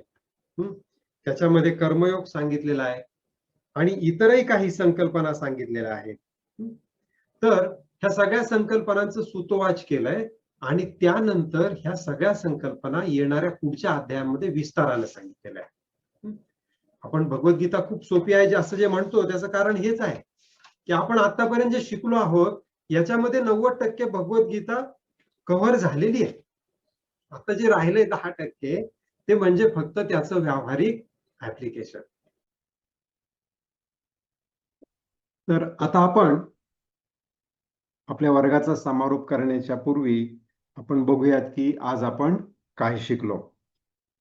तर सगळ्यात आधी आपण अगोदरच्या म्हणजे कालच्या वर्गाची थोडी उजळणी केली. त्यानंतर आपण आहार आणि प्राणायाम याच्याबद्दल पण पाहिलं की अन्नमय कोश आणि प्राणमय कोश याचं शुद्धीकरण कसं करायचं किंवा भगवद्गीतेमध्ये त्याचा संदर्भ कुठे आहे हे आपण पाहिलं. त्यानंतर आपण सांख्ययोग पाहिला. सांख्ययोगामध्ये मी कोण आहे याचा अभ्यास केला जातो आणि भगवंतांनी नासतो विद्यते भावो ना भावो विद्यते सतः ह्या श्लोकामधून काय सांगितलं की सत्याचा कधी नाश होत नाही. जर माझ्यातला मी सत्य आहे, माझ्यातला मी जर भगवंताचा अंश आहे तर त्या भगवंताच्या अंशाचा कधी नाशच होणार नाही. नाश होणार आहे तो प्रकृतीचा होणार आहे, शरीराचा होणार आहे. हे सत्य भगवंतांनी अर्जुनाला सांगितलं आणि त्यालाच काय म्हणायचं, सांख्ययोग म्हणायचं. आता जर याच्यावरती विश्वास बसत नसेल किंवा विश्वास जरी बसला तरी पचनी पाडायला अवघड जातं. आपण असं नाही म्हणू शकत ना, जाऊ दे ना त्याचं शरीरच गेलं, अरे तो तर अमर आहे, असं आपण नाही म्हणू शकत. का नाही म्हणू शकत? कारण आपण अज्ञानात आपल्या आयुष्यात जास्त काळ राहिलेलो आहे. आपण जर ज्ञानामध्ये जास्त काळ राहिलो तर आपण सहज असं म्हणू शकू. पण आपलं आयुष्य अज्ञानात खूप काळ घालवल्यामुळे अज्ञानाचा संस्कार इतका प्रखर झालाय की ते ज्ञान आपल्याला बुद्धीपासून पटलं तरी मन त्याचा अंगीकार करत नाही. आणि त्यामुळे भगवंतांनी त्याला दुसरा उपाय सांगितला, तो म्हणजे बुद्धियोगाचा. बुद्धियोग काय सांगतो? आत्ताचा हा क्षण अपरिहार्य आहे. ब्रह्मदेव आला तरी तो ह्या क्षणाला बदलू शकत नाही. एखादी आपली जवळची व्यक्ती ह्या क्षणामध्ये मृत झाली असेल तर ब्रह्मदेव आला तरी पण ती जिवंत होऊ शकत नाही. तर आपण इथे मूळ विषय घेऊयात की आत्ताच्या ह्या क्षणामध्ये जे आहे त्याचा जर आपण स्वीकार केला किंवा ते कोणी बदलू शकत नाही हे जर आपण समजून घेतलं, जसं माझं कुंकू, माझा शर्ट, माझा चष्मा, तसाच एखादी जवळची व्यक्ती मृत झालेली असेल, जवळचा मित्र मृत झालेला असेल तर तो क्षण कोणीही बदलू शकत नाही हा जर आपण स्वीकार केला तर आपण त्या दुःखापासून दूर जातो. आणि म्हणून भगवंत म्हणतात जे अपरिहार्य आहे त्याचा तू स्वीकार कर आणि तू शोक करू नकोस. हा झाला बुद्धियोग. आणि एकदा तुम्ही आत्ताच्या क्षणात काय आहे ते स्वीकारलं की तुम्ही समत्वामध्ये येता. पाकिट हरवलंय, स्वीकारलं. ते स्वीकारल्याबरोबर काय झालं, तुम्ही समत्वात आला. तुमच्या एखाद्या असिस्टंटनं काही मोठी चूक केली, तुम्ही स्वीकारलं. तुमच्या मनानं ऍक्सेप्ट केलं की आत्ताच्या क्षणात ही चूक झालीये ना, आता हे उलट नाही होऊ शकत. जसा व्हिडिओ आपण रिव्हर्स करतो तसं झरझर झरझर ती चूक उलटी होईल का? नाही होणार. हे जर तुमच्या मनानं समजून घेतलं तर तुम्ही पुढे योग्य ते पावलं उचलता आणि तुम्ही त्या क्षणाला समत्वात येता. प्रत्येक क्षण स्वीकारत स्वीकारत स्वीकारत राहिलं तर तुम्ही समत्वामध्ये तुमचं जीवन जगत असता. आणि समत्व ही समाधीची चावी आहे. सम असणारी धी म्हणजे काय? समाधी. धी म्हणजे बुद्धी. जी बुद्धी सम आहे सम अधिक आ म्हणजे आत्यंतिक. बुद्धी नुसती सम नाहीये, ती आत्यंतिक सम आहे, आत्यंतिक स्थिर आहे. म्हणून त्याला स्थितप्रज्ञ म्हटलं जातं. ज्याची प्रज्ञा स्थिर आहे, ज्याची बुद्धी स्थिर आहे, सम आहे, त्याला म्हणायचं समाधी. तर हे एवढं आज आपण या ठिकाणी पाहिलं. तर आता याच्या अनुषंगानेच तुम्हाला पुढच्या सूचना देतो. तुम्हाला आज गृहपाठ दिला जाईल, नेहमीचे 3 प्रश्न असतील. त्याच्या व्यतिरिक्त तुम्ही दुसरा अध्याय पुन्हा एकदा वाचायचा. हा दुसरा अध्याय वाचत असताना जिथे जिथे समाधी, समाधीस्थ म्हणजे स आणि म हे 2 शब्द लागोपाठ जिथे जिथे असतील त्याच्या खाली पेन्सिलनं खूण करायची. हे कशासाठी? तर सम शब्दाला गीतेनं किती महत्व दिलेलं आहे हे तुमच्या लक्षात यावं म्हणून या खुणा करायच्या. फक्त ह्याच अध्यायात नाही, जसं जसं आपण पुढे जाऊ 18व्या अध्यायापर्यंत ही एक्झरसाइज तुमच्यासाठी पक्की ठरलेली आहे की अध्याय वाचत असताना पेन्सिल हातातच ठेवायची, सम शब्द दिसला की खूण करायची. त्याच्याशिवाय जिथं विरुद्धार्थी शब्द दिसेल त्याच्या खाली पण खूण करायची. सुख दुःख किंवा त्या अर्थाने जिथे जिथे उलट अर्थी शब्द असेल त्याच्या खाली काय करायचं? खूण करायची. कारण जिथे जिथे उलट अर्थी शब्द गीतेने दिलाय त्याच्या पुढच्याच शब्दात, श्लोकात म्हणा किंवा उत्तरार्धात गीता काय सांगते? तिथे समत्व ठेव. सोने नाणी, सोने आणि मृत्तिका असा एका ठिकाणी उल्लेख आहे. आता हे उलट झालं, मृत्तिका आणि सोने एकमेकाच्या उलट आहेत. मग ते काय म्हणते गीता? तिथे समत्व ठेव. म्हणजे समप खाली पण खूण करायची आहे आणि उलट अर्थी शब्दांच्या खाली पण खूण करायची आहे. हे कशासाठी? तर हा एक्झरसाइज खूप महत्वाचा आहे, तुमच्या मनामध्ये समत्व खोलवर उतरावं यासाठी. आता ह्या क्षणामध्ये सगळं जर काही हा क्षण तुम्ही स्वीकारला तर तुमच्यासाठी हा क्षण कसा असतो? ठीक असतो. चला ठीकच आहे, हरवलं ना पाकिट, काही हरकत नाही, ठीकच आहे. आता बघू पुढच्या क्षणात काय करायचं, चोराला पकडायचं का पोलिसाकडे कंप्लेंट द्यायची, काय करायची पुढच्या क्षणात बघूया. आत्ता तर स्वीकारून घ्या. म्हणजेच एव्हरीथिंग इज ओके. आत्ता ह्या क्षणात जे आहे ते कसं आहे? ठीकच आहे. पुढच्या क्षणात ठीक नाहीये. पुढचा क्षण मला पाहिजे तसा घडवीन, पण आत्ता ठीक आहे. पुढचा क्षण पण ठीक आहे असं म्हटलं की तुम्ही लिथार्जिक होता. आपल्याला लिथार्जिक नाही व्हायचं. आपल्याला उत्साहात राहायचं आहे. उत्साहात राहण्यासाठी काय दिलंय? भगवंतांनी आपल्या शरीरामध्ये प्रचंड शक्ती दिली आहे, प्रचंड ऊर्जा दिलेली आहे. त्या शक्तीचा, त्या ऊर्जेचा वापर करून पुढचा क्षण आपल्याला हवा तसा घडवायचा. आणि आत्ता काय म्हणायचं? Everything is okay. आणि हा मंत्र आम्हाला आमच्या गुरूंनी दिला. आपले गुरुजी ऋषी प्रभाकरजी यांनी एव्हरीथिंग इज ओके ह्या एका वाक्यावर एक अतिशय सुंदर आणि खूप मोठं व्याख्यान गुंफलेलं आहे. ते व्याख्यान आपण मराठीमध्ये भाषांतर केलेलं आहे. मूळ भाषण इंग्रजीतून आहे, पण इंग्रजीची 2 वाक्य आणि त्याच्यानंतर मराठीची 2 वाक्य असं आपण त्याचं रेकॉर्डिंग केलेलं आहे. आणि तो ऑडिओ व्हिडिओ मी तुम्हाला आज ग्रुपमध्ये टाकणार आहे. गुरुजींचा जो महत्वाचा संदेश होता तो तुमच्यापर्यंत पोहोचावा, त्यांच्याच आवाजात पोहोचावा, याच्यासारखा दुग्ध शर्करा योग अजून काय असणार आहे? तर त्यामुळे उद्याचा गृहपाठ करायचा आहे.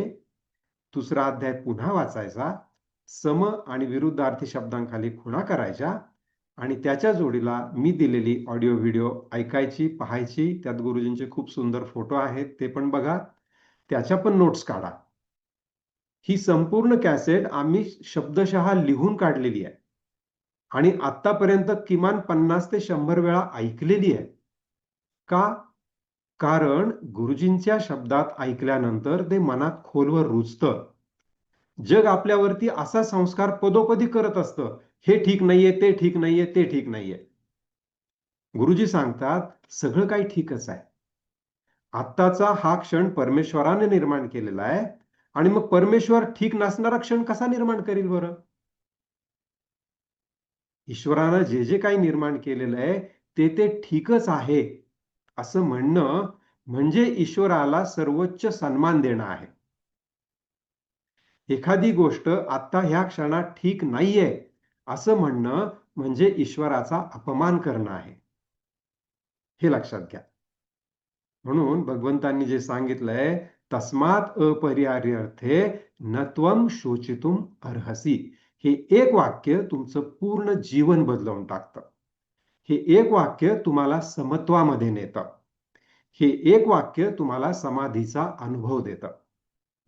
तर त्याला खूप आपण महत्त्व द्यायचंय. त्यामुळे उद्याचा दिवस तुमच्यासाठी खूप महत्त्वाचा आहे. तर आता आपण इथे थांबूया. आपण प्रार्थना करू.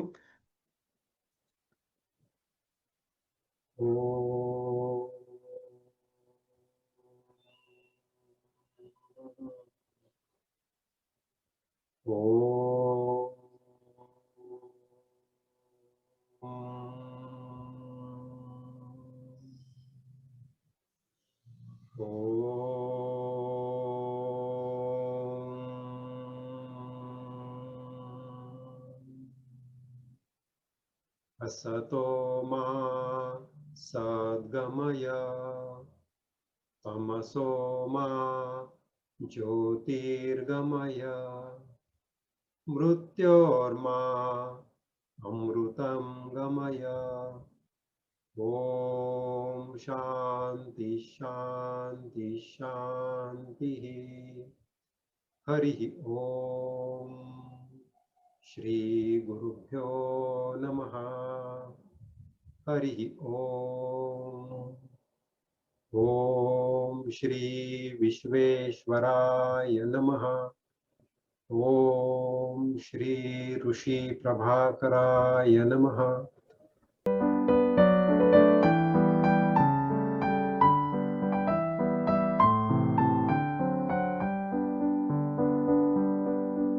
जय गुरु.